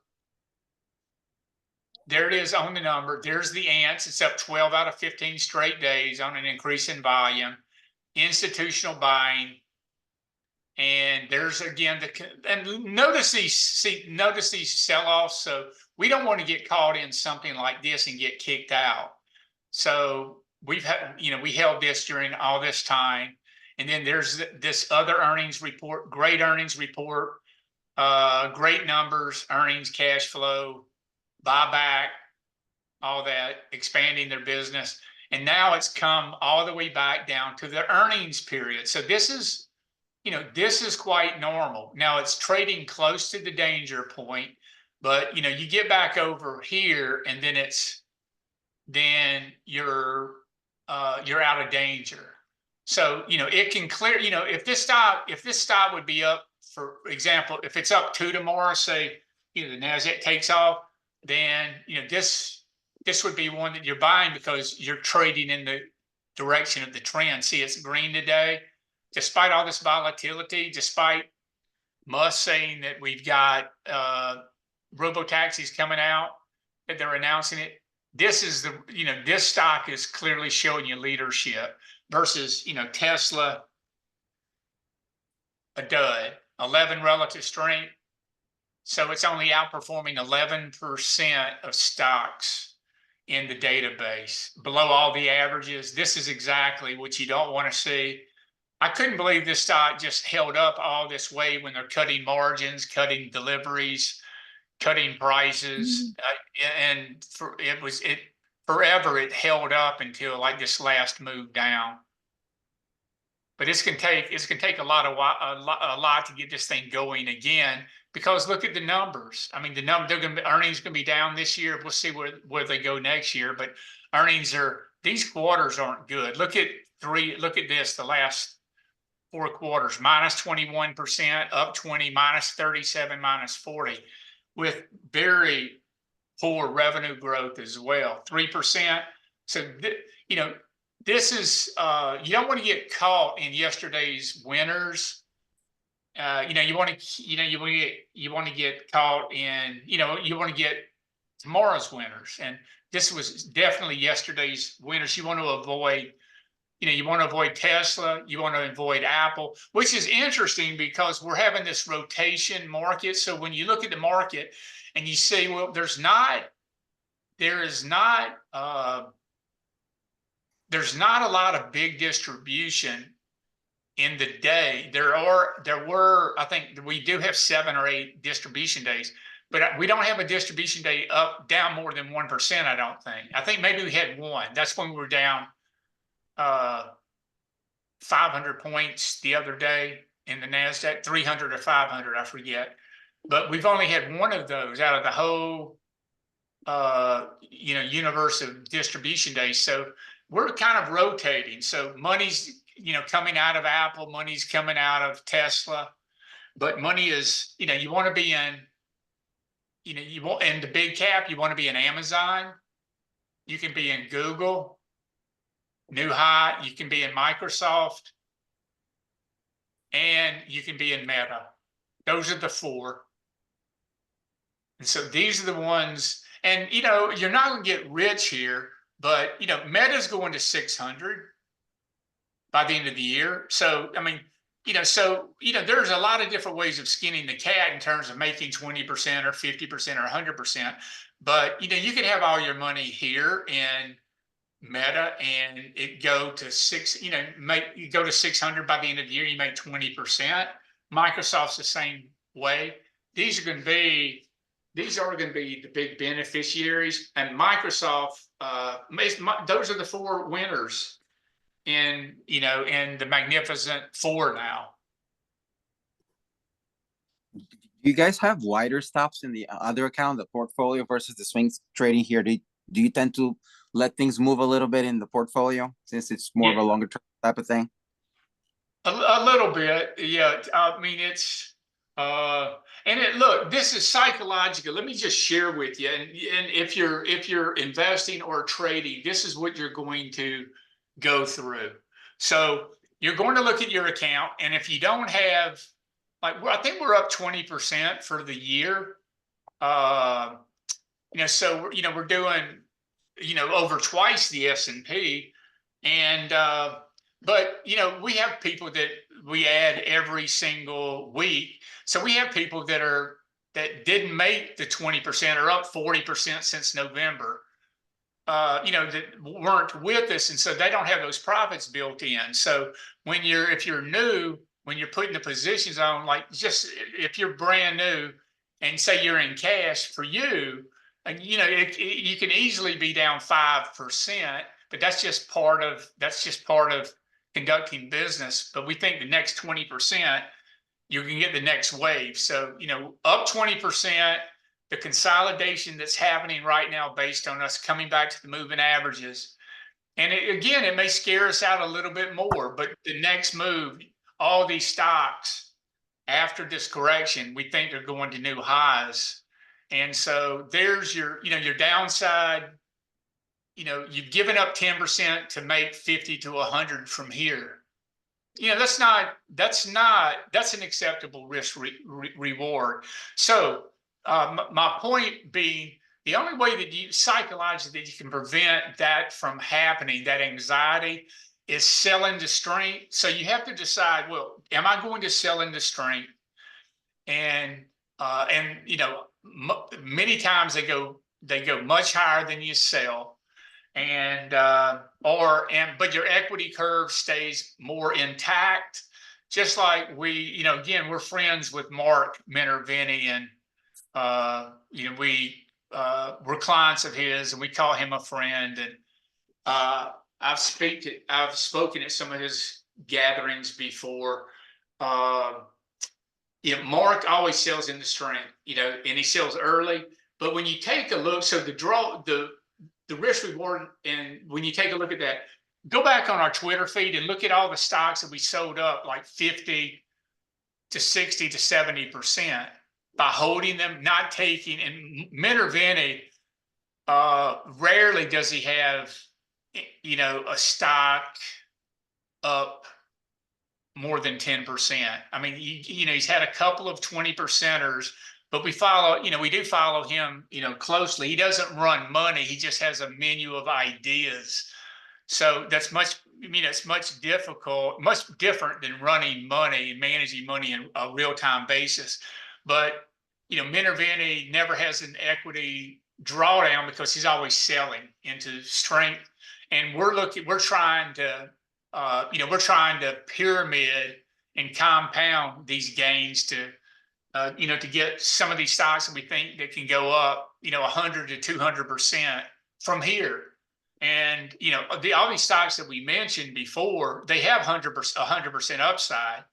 You know, I wouldn't be surprised if we if you could just shut it off and be in like this portfolio and then take a look at the end of the year. I wouldn't be surprised if that portfolio is not going to be up, you know, 50% or more from right here. But it's the navigating, you know, it's the navigating through the ups and downs, and that's fear, greed. It's, you know, it's very difficult behaviorally, you know, managing money. You've got to, you just have to have gone through all these market cycles to be able to do it, I think, effectively. And you don't want to, you know, I guess you want to know when to fold them and when to hold them, right? So right now, everything's a hold, or you know, it's a hold them for up. It's a buy. I mean, there's so many stocks that look good. I mean, we like this market, and but you know, if we come unglued, we'll fold them. Like this Micron. This is a great breakout. MU, and I saw where, Micron's rate. Micron is raising their prices 20% this quarter, and they had a great quarter. And they're in in these data centers, you need more memory, and so they're the ones that are providing it. And so you had this great breakout right here at 103, and so you had this earnings drift. So you know look at the volume, look at the wall of blue here. That's telling you institutions are buying. See, this is what you don't want to be buying a PANW. You want to be buying a Micron. And I mean, we're watching this. We missed getting in it right there. We should have got in it on that third day. I actually tweeted about it, I think, and we just didn't pull the trigger right there. But we think this is going much higher, you know, this year. And what's that look like on the monthly? Yeah, see, look, all-time highs after this, this is a 20-year high. Look at that. So, and when you go through periods like this, these Brobdingnagian bases like this, and really gold had this kind of breakout, right? Gold looks like this. Then it's game on when they get into new high territory. Just like, see, take a look at this. Look at when Microsoft, see, look at the analogy. Look at when Microsoft did this. See where Microsoft peaked in 1999, then it took 15 years before it broke out. And look, when it broke out, it went from 70 to 400. Look at this move right there. And that, that presumably is the type of move that's going on, with like the MU. See, it broke out after a 20-year base here, just broke out. And where's this thing gonna go? But it's gonna go to 200. So so you have great upside right here, and great upside. The theme's intact. AI, they're one of the big players, big beneficiary, and I guess the risk part of your portfolio is you might think that you're overexposed in too many software companies or too many AI companies. But my experience has been like pile into where the institutions are and let's try to generate some alpha. And then of course you're going to get stopped out over time, and half your stocks are going to you're going to probably get cut out of get stopped out of half. Roy, Roy, I have a question.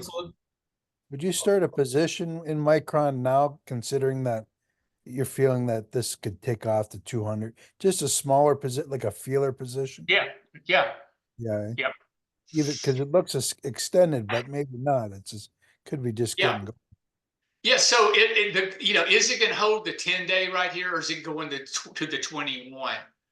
So, I think, if it goes to the 21, that will be because the market's, coming under pressure, heavy pressure.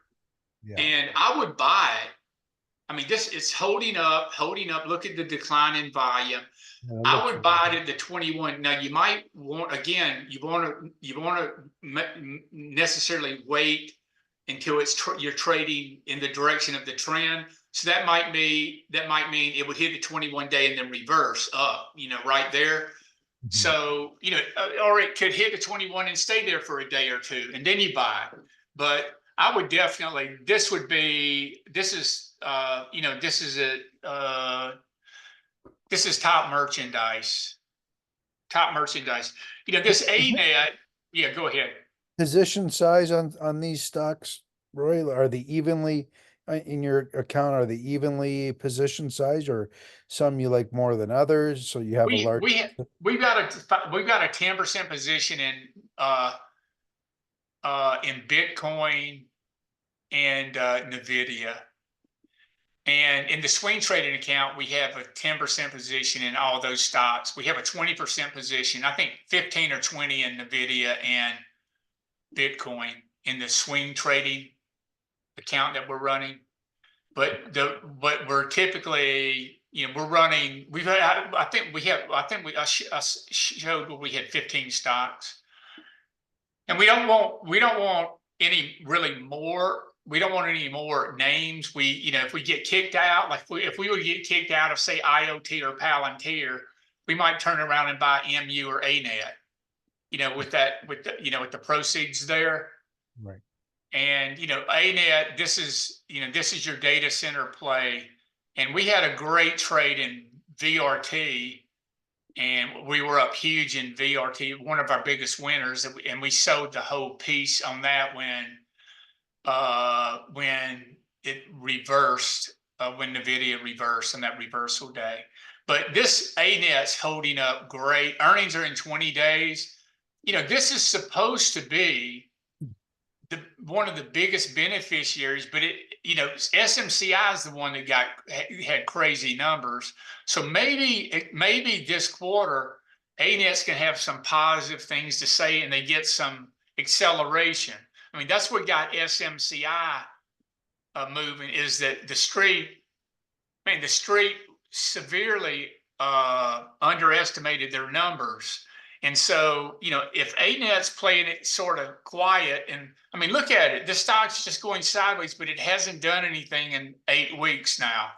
But it's setting up, it tried to make a new high. So this is one that if you take pressure off the market, this could go and it's at that 292 breakout too, see? And so, technically this is in a buy zone right now, on this ANET, so you could buy a little bit of here, and if it breaks the 50, on volume, it hasn't done it yet. But if you had this kind of action out of the blue,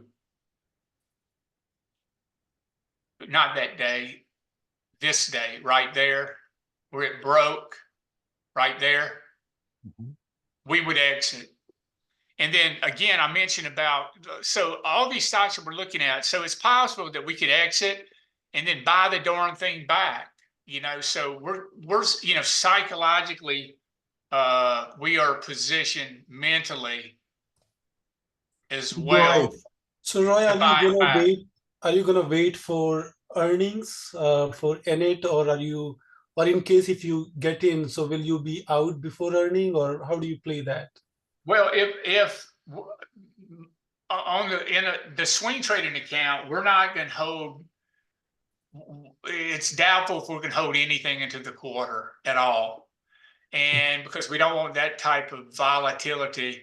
But even if we have a profit built in, but the other, we will, we'll hold it into the number if we have a profit, more than likely, and and use a gap up to add to the position, if it's a good number. And again, you just never know. We could, I could go through a number of the stocks that we got kicked out of, that we held into the quarter, and the number wasn't good, and we sold them and moved on. Like Melly was one, for example. There's that Melly. We were in this stock, and probably bought it right there. I'll see on the downtrend line, probably bought it right there, and we held it. We had a nice profit going into the number, and this is the day before the number. We were ready to double up on this stock, at 18.25, and then they surprised you, and we sold it that day.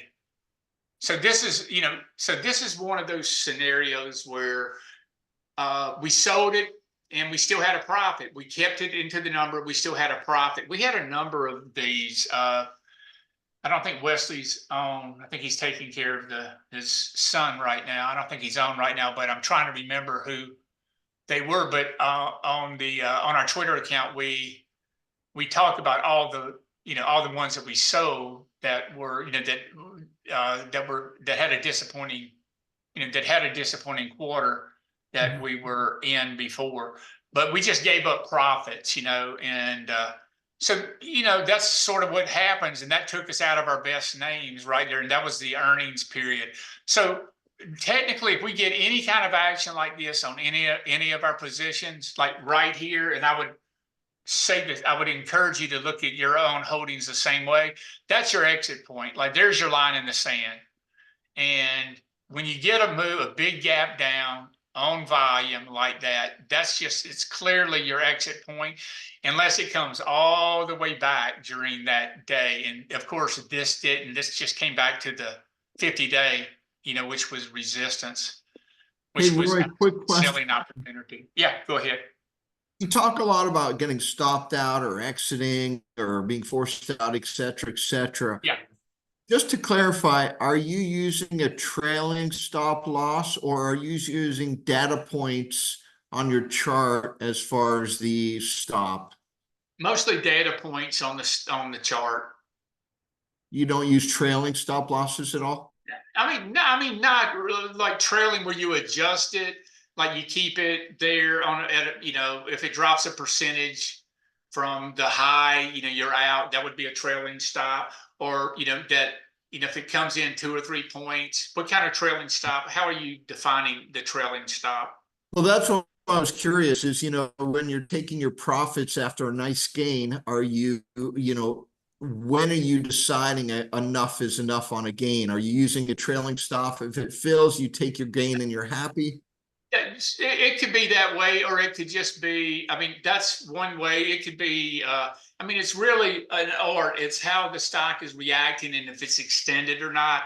Like many times we'll sell into strength if it's, say it's up, if it's, 50 to 100% above the 50-day, that's extended. And, things like that. If it's above 200% above the 200% above the 200-day, then that's that's extended. When the NASDAQ is say 7% above the 50-day, 7 to 8%, that's when the market typically has a breather. And see right now, and if we take a look, see that's when the market normally has a breather, and we're 1.3, we're above the 50-day. See on the Qs. So even though we've had, it's presumably we've had all this volatility, and there's this real bad day. There's the real bad day. That was that Thursday right there where you gapped up. And, I thought that we could have gone then. Like, if you take a look at this, like, okay, we're ready to go. We digested. Now you're ready to go. Now, and we weren't, but we held the 50-day. And then we had an excellent close today. The last 3 days have been closes. Normally after a day like that, you would expect additional follow through to the downside. And, that's really your shot across the bow, but there's nothing that's broken in the market, in the indexes. There's nothing broken. This is just a little pullback in, in this nice uptrend. We're in this power trend. And, until you roll over and, we're the 21 days below the 50-day and the 10 days below the 21-day, the consolidation is just, it's worth noting, but it's not a deal breaker. Hey, Roy, what is your thought? What are your thoughts on analog devices, ADI? ADI? Yeah, analog devices. Thank you. Looks good. So, it's obviously very, very choppy here, but it's going through that on volume. So, volume was up nicely today. So you had this pocket pivot where you had the biggest volume day in the last 10 days. It's above the greatest negative volume day, distribution day. So you had this pocket pivot going through this base breakout. So that's a base breakout, which is signifying that, okay, a move might be on in the stock. What's it look like on the weekly and the monthly? So it's analog devices. So this really isn't. This is more of a cyclical type of company, but they're in everything in the industrial side versus I'm not.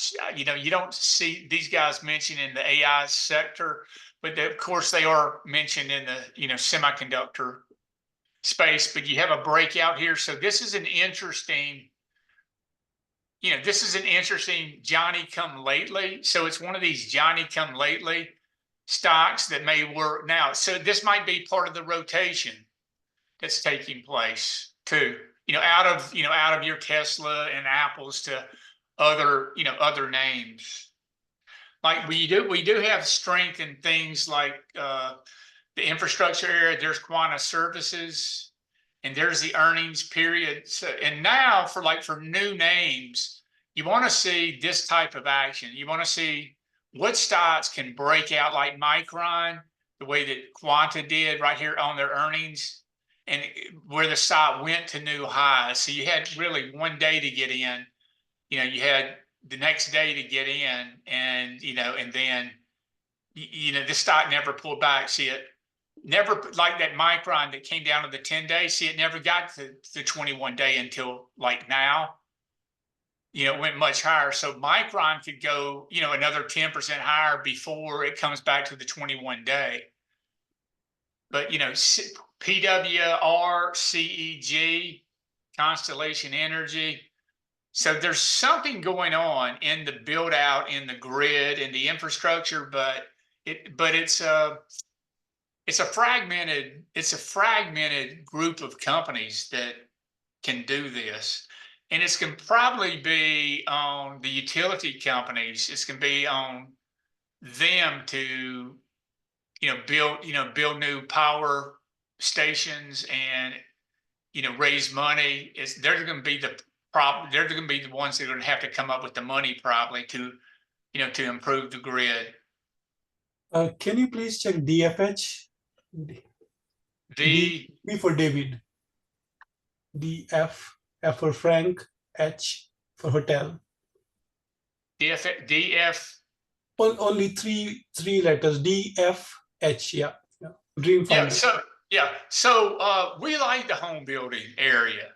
So we think there's, and we don't own any. We miss like Pulte and Lennar, Toll Brothers. This is really a leader. This is one of the leaders, but it's so thin. See, look, it's only trading $16 million worth of stock a day. But I think they're in Fort Worth. I think these guys are in Texas, if I'm not mistaken. And it's definitely a leader. And we like the group because of the shortage in homes, and rates. Markets can disseminate that, and rates are going lower, and that's going to be bullish for this. And we think that because of these, it's a secular type move. Look at it. There's your green line breakout. So this is definitely. This is definitely a stock that's come all the way back, and this is what leaders do. So it got absolutely crucified down 90%. It's come all the way back to new highs. Now, it's the prospects are, excellent. It's a smaller company. It's going to be a little bit more volatile than like a Lennar or a Toll Brothers or a PHM, or a trade these stocks. Do you guys ever trade these stocks? All these cyclicals and buildings or normally growth stocks? Not a lot. We're not in these energy. We were considering this, like, right here when this WFRD made new highs, do we want to move money? And we are looking at those stocks, but we're primarily in just growth names. But the numbers here they're up and down based on what oil and energy is doing, and we can't predict what oil prices are going to do. That makes it more complicated. That adds one more thing to one more obstacle that's just very difficult. It's not your typical retail growth where you've got organic growth that it's expanding. It's much more difficult. That TDW. We were looking at both of these right there, but we didn't pull the trigger. And so you had this rotation. So rotation into something like this. How far will the numbers are great? How far does this thing go? But, those are the two winners right there. And, again, look, there's 35 to 530. So this is already, hitting your measured move of 65, and it's at 100. See, there's your measured move right here.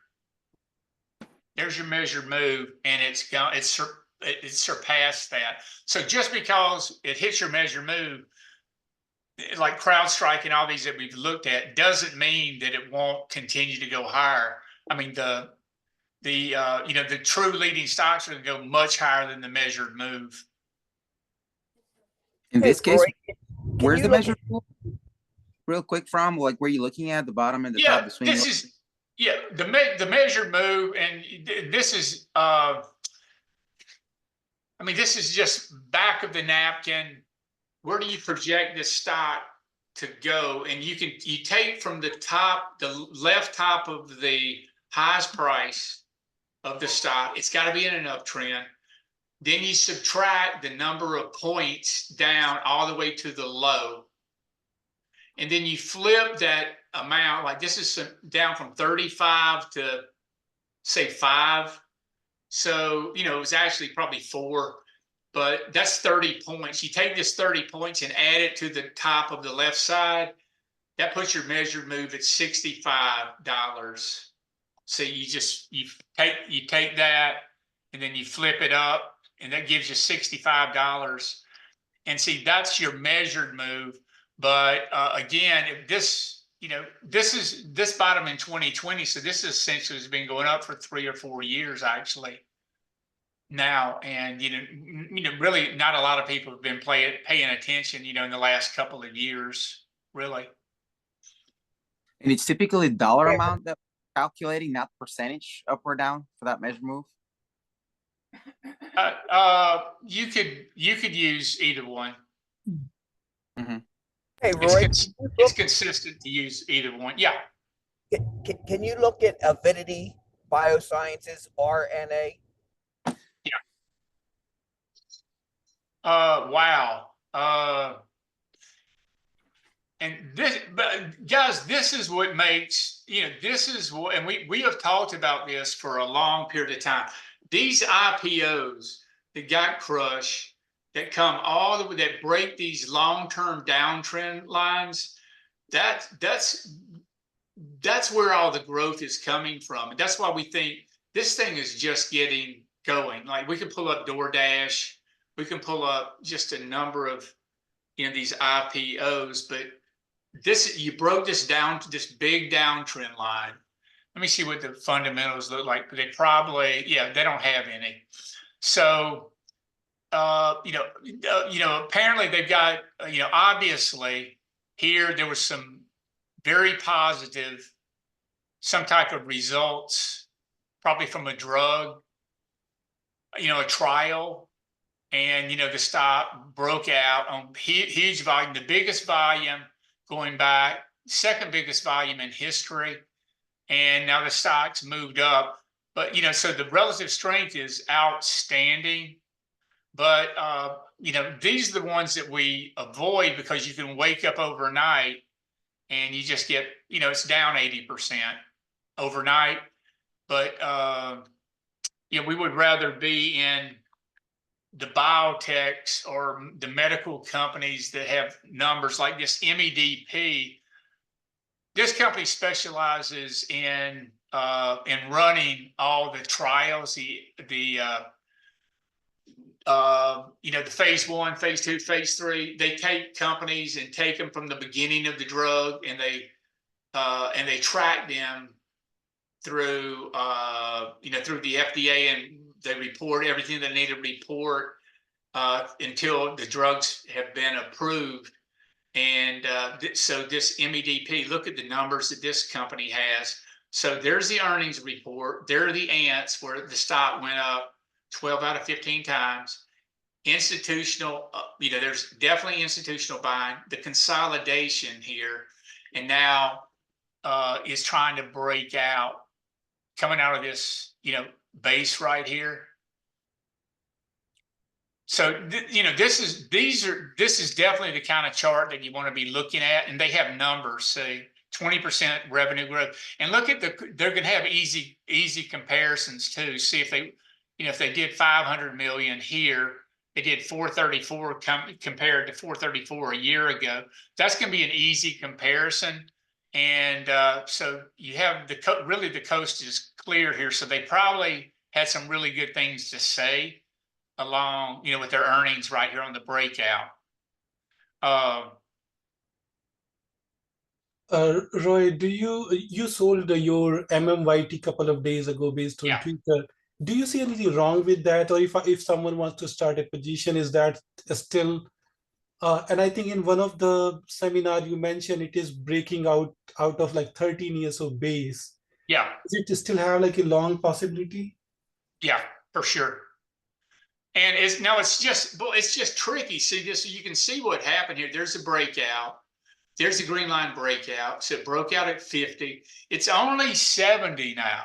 So think about this. This is, this is going to be, this is going to be probably, 100. This is going to be $150 stock. You going out, but it could come into 60. See right here, you can see where it's pausing right here.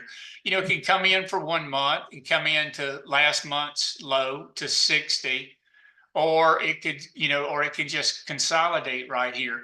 But there it is on the weekly. It looks great. And we said this is one of those questions when you ask us, well, why did you sell things? We thought the market was a little bit. Well, we sold it. We sold it. I mean, it sounds like a good decision from you because it was a big drop yesterday. So looks like a good decision. Yeah, we sold it right there.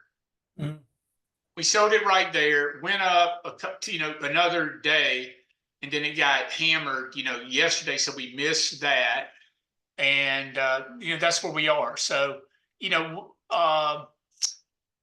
obviously we didn't know if it was going to. Yesterday was down.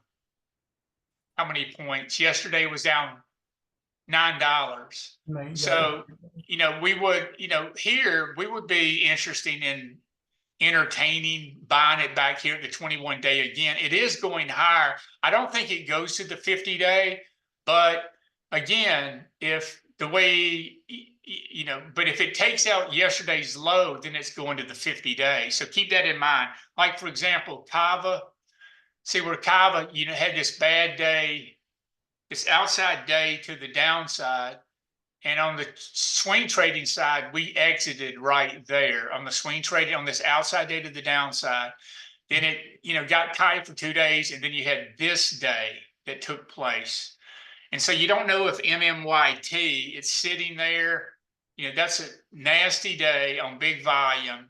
So, you take that low out and it goes to the 50-day, and you just don't know if it's going to hold at the 21-day yet, or if it's going to go to the 50-day. If it holds this 21-day, that's going to really tell you the strength, and also how quickly it comes back and takes out its high.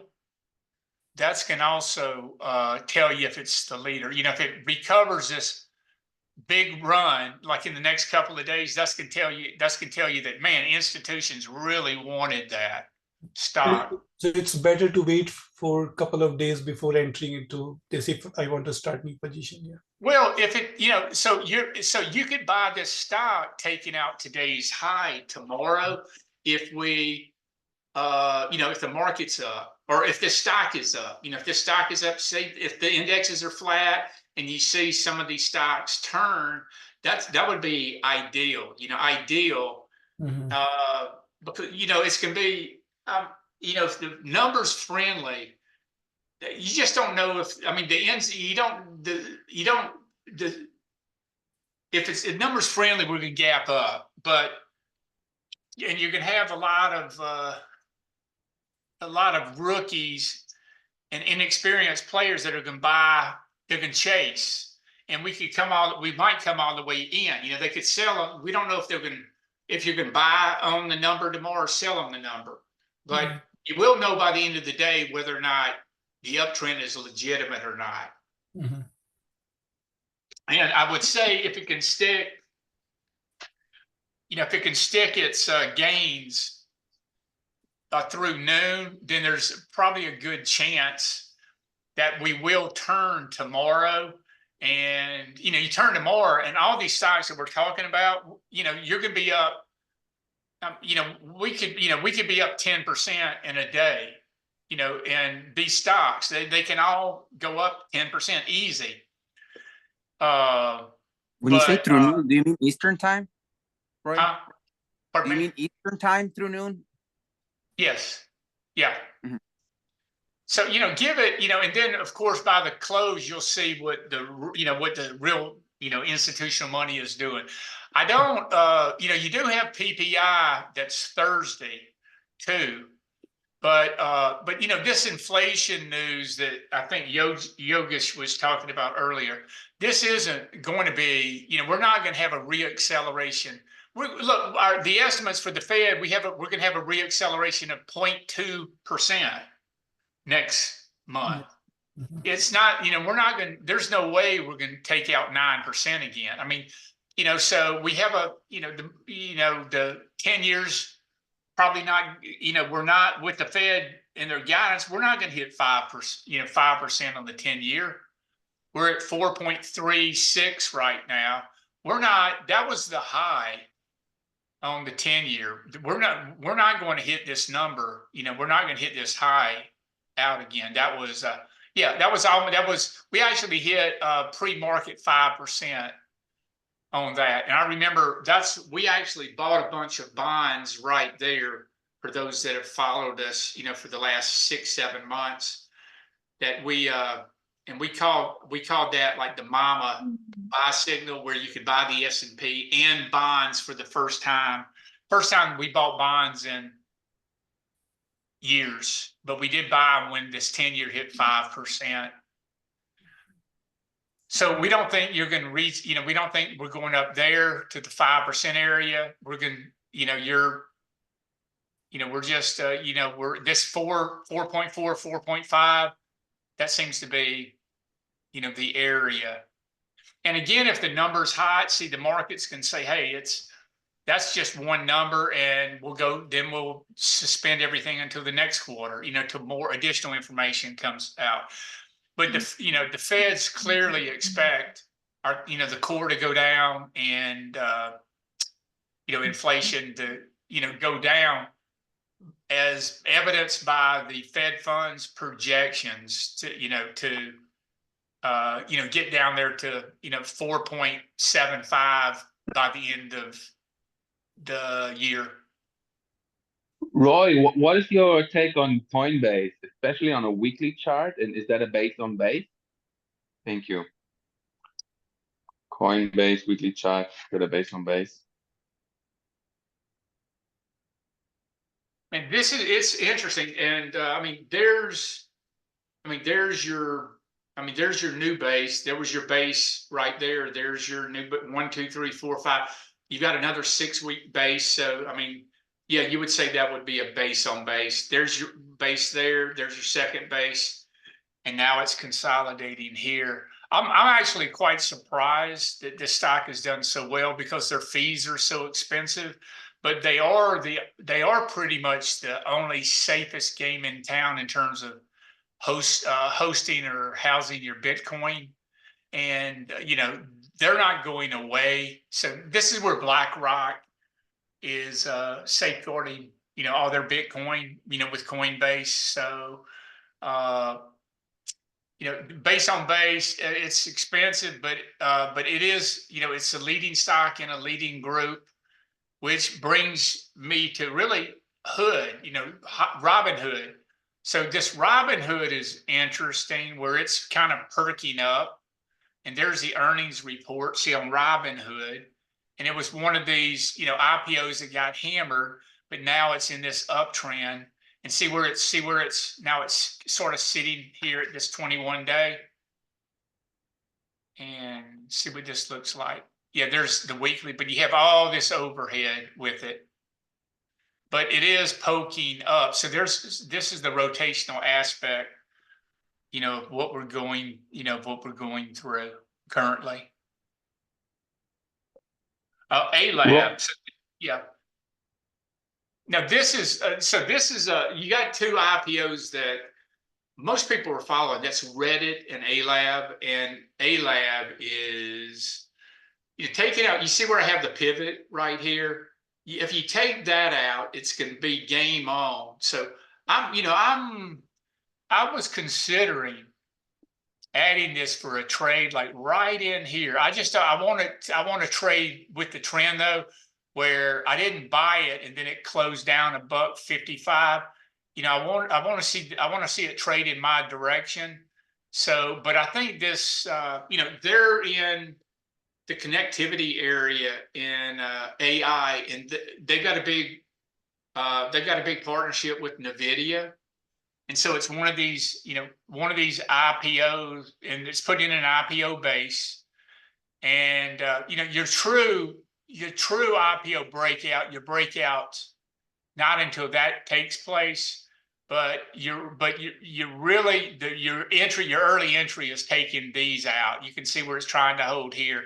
You take that pivot out, and then you're going to be rechecking the high, and there could be a really nice quote trade, on this one, of 10, of $10, if on a reversal here, and then as it rechecks the high, you're going to have a trade right there probably. Hey, Roy, can you look at Transmedics, TMDX? Okay, look how rotten this stock looked 5 days ago. So, and this is a stock that, it's innovative with what they do in the Oregon transplant area in terms of delivering, plus the, plus they're building their, they're buying planes, helicopters. It's really it's a delivery firm, really. It's, they're in the transportation industry, really. And the numbers, you can see there's been buying interest. There's also buyout rumors with this company. And I tried this company a couple of times. You can see, look at this stock going back in the last year, where it just wasn't price ready. Look at this break here when it hit 100 all the way down to the 30s. Man, that thing got trounced. It's come all the way back. It came in. Now it's kind of re-emerging and taking this out. You got great buying over the last 5 days. So earnings are in 21 days. It's stocks. It's improving. The base is getting better, and there's it's close to an all-time high. So it's in an innovative. It seems to be in an innovative area, and it seems like them delivering organs that are where the blood is warm seems to be it provide more efficacy. It seems to be a better job. The organs last longer. They're utilized more often. A lot of these organs that are transported, they go bad before they can be transplanted. And so this is solving that problem, which is a huge problem. So it's definitely innovative companies stepping up. So,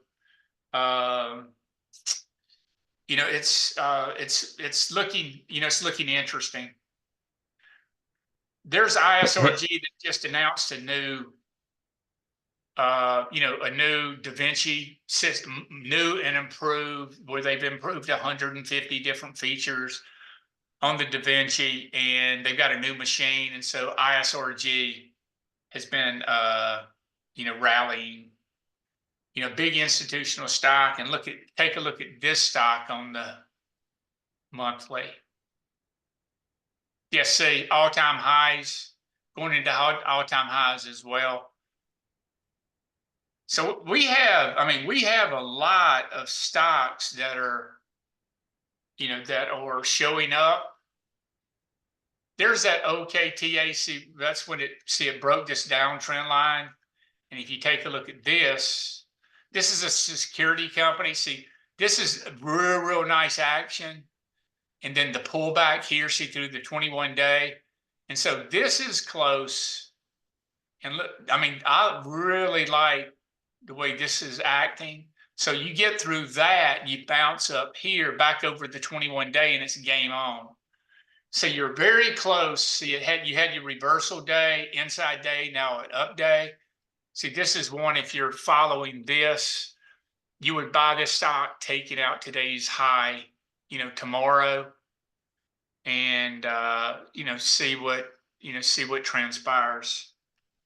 Hey Roy, a few weeks back you tweeted that you exited your Spotify position. What was your motivation behind that? Just the profit that we had. We sold it. We sold it to take money off the table, and we knew, Spotify. Obviously, it's the Audible streaming that where Netflix provides with video streaming, right? So this is the leader, and we had a big profit. So it was just one of these things we just wanted to nail it down. So there was no other reason than that. We sold some of these names like VRT, Spotify, and MMYT. We just took them off just to reduce some exposure into the, into the spike, into the move. So we did some offensive selling, and you can see there's the offensive selling that came into the 21-day, and then you had this move. See, this is the move that Wes and we think we're going to get this kind of move on all these stocks. Once they correct right here, we think they're going to turn, and then you're off to the races. But look, what do they have in common? They're making 52-week highs. See,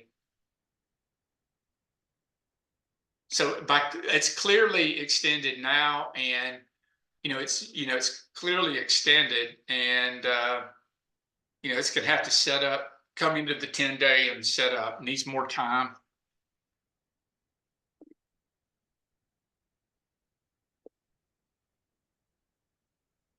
Square.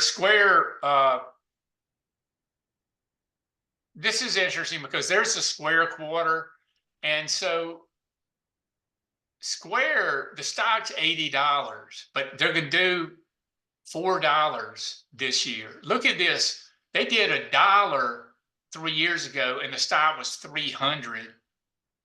And so look at this, where their earnings are exploding. And look at where the price is. The price is still down $220 from an all-time high.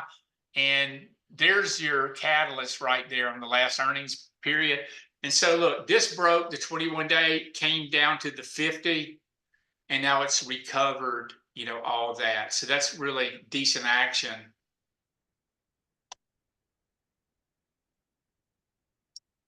We did mention this CPNG, that there's a break of the downtrend line. Look at the numbers here. Earnings are going to be up 117% next year. And look, this is a company that's doing what, $25 billion in revenues. And, the numbers are fantastic, and SE's the same way. There's SE, earnings are going to be up 700% this year and 84% next year. And yet the stock's at 57. And look, the stock hit almost 400 losing money. What do you think the stock is going to be making $4 when it was, it was 372, losing $3 a share, losing money for 1, 2, 3, 4, 5, 6, 7 straight years. Lost money for 7 straight years.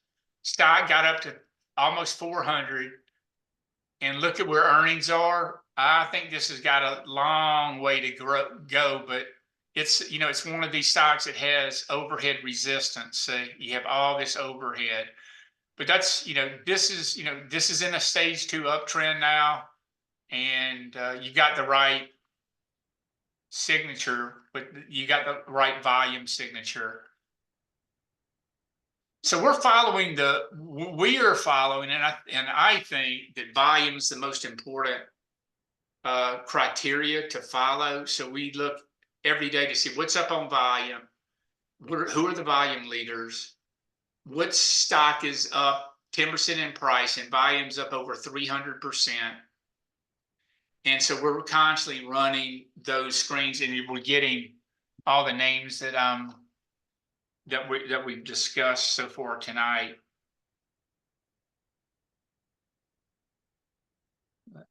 Lamb Research, VKTX was a biotech that supposedly can be better than VK from their trial, their initial trial. They had a better result than both Ozempic and Mounjaro. So this stock went from 40 to 100 overnight, in 2 days. Now it's consolidating. The problem with something like this is this can take 2 years for this company to go through the process of getting approved by the FDA. And in the meantime, somebody will buy them. Somebody will buy this company if the technology is right. I'm going to bed. What time is your appointment? Okay, and NET. This net's bouncing off the 50, and there's the response with earnings. This is a nice setup here. We think, there's the response to earnings, came all the way into the 50. Now it's turning up. So this is very constructive, very constructive. So you can see, if you buy something like this, look at the powerful gap on the number. You buy a little bit here, see you're trading in the direction of the trend, and you press it, taking out that high right there. See where I have the trend line drawn, and and then you take you buy a little bit more right there. So buy here, buy there, buy there, and and you get a trade like, see this Dell. See, and I mentioned this when this came out and broke out. So Dell's going to be a big beneficiary of servers in the data centers, and you're going to have to raise all your numbers for Dell. But there's the quarter, came into the 21-day, and then you had this trade right there. So that's the type of trade that you might have, on NET.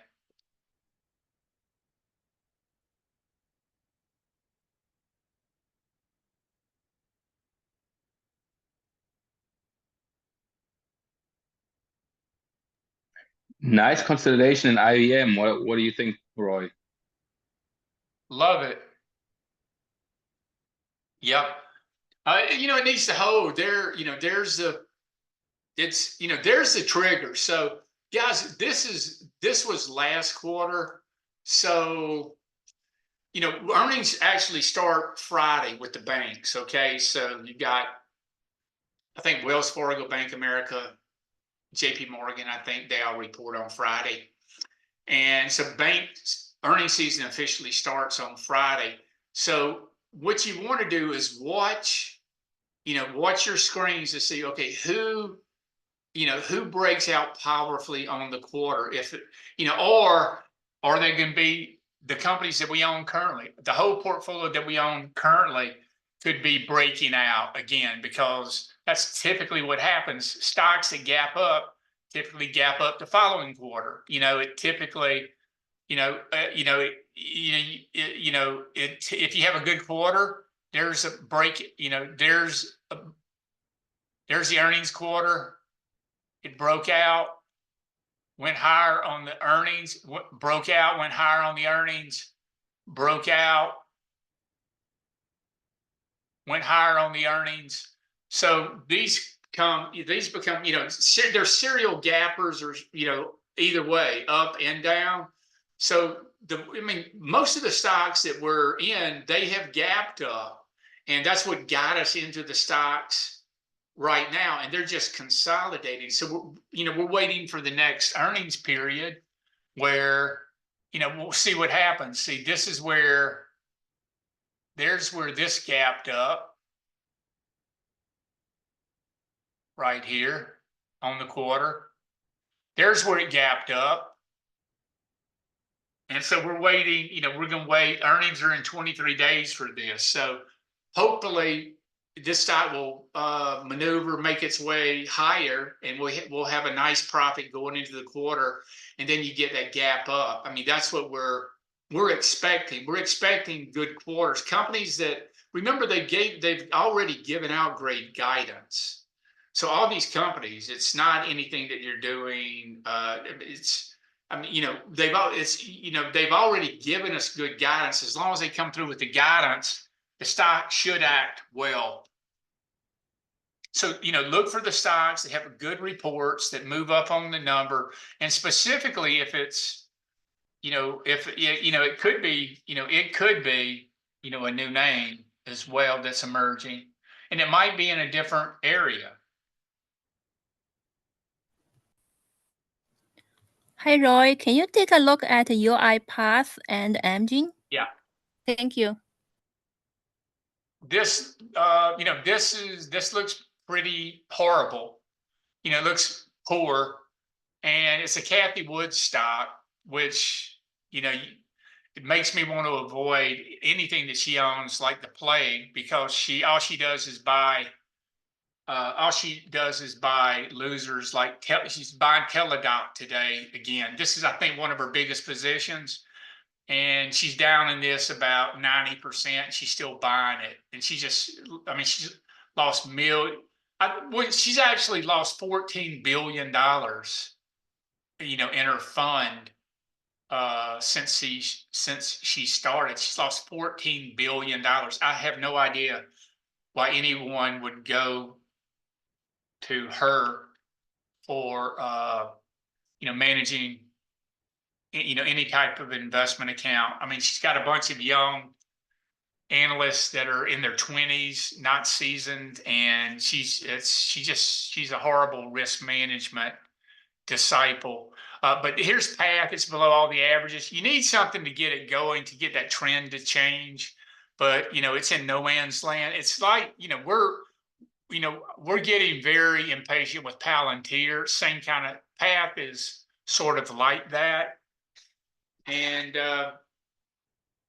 it's just in this, serial downtrend. So relative strength is 73. We like to buy.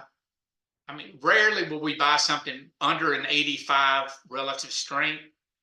And in fact, through O'Neill's studies, most of the big winners had an 85 earnings per share rank and relative strength rank before they took off. And so this doesn't fit the criteria in terms of the relative strength. Like, why buy something that's lagging when you want to stick with those that are in their 90s? Practically speaking, after this, bull market that we've began since November, so if you look at all the stuff that we own, the relative strength is, high on probably the majority, of the numbers.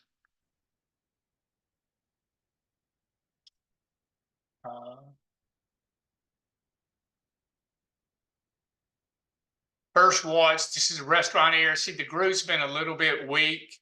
That's why they threw in the towel in Kava. But this company has really good numbers, and there's that green line breakout. See on FWRG. And there's the all-time high right there. There's your green line breakout.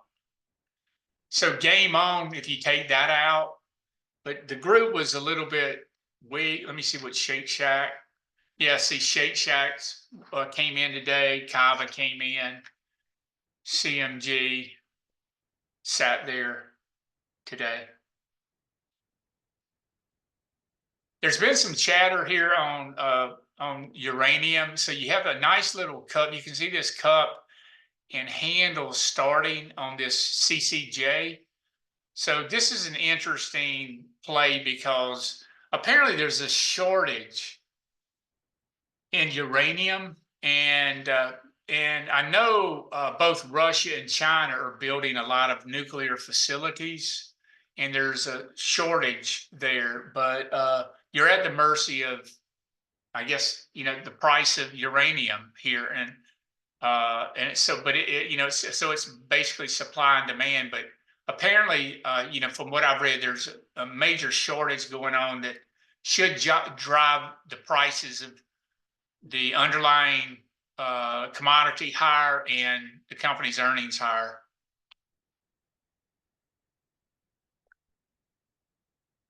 Guys, I think I'm gonna call it a night. It's 10:30, so I'm pretty talked out. Well, wanted to thank you for attending tonight. Hope you got something out of it. It was just kind of one of these days where I'm kind of stumbling around, but when you get on the individual stock side and you talk about managing the portfolio, this is really this is really where your money is made right here. And you know, this is Market Search. We highly recommend you use this tool, which is great because it gives you all the fundamental information as well as a nice chart that you can visualize. But hopefully we addressed a number of these potential leading stocks that you own or that you potentially might buy as this market goes through this correction. But again, thank you for attending tonight. We'll make a copy of it and send a recording out to you with the slide deck. With the slide deck's great as well for your study. To take this and go back and look at everything and study, because we are definitely in the point. It's all about mindset here. It's all about mindset. It's all about understanding the volatility in the market. Is it excessive? Is it not excessive? Is it normal? Because you're going to have drawdowns, in your account. I don't care how good you are, that's going to happen. And it just depends on your style, what that drawdown will be. But if you can keep the drawdown, now, we're intent on keeping our drawdown less than 10%. And that's we think drawdown might be down, could be down 5 to 10%, but the upside is going to be, we think, coming out of this, the upside is going to be a multiple of that.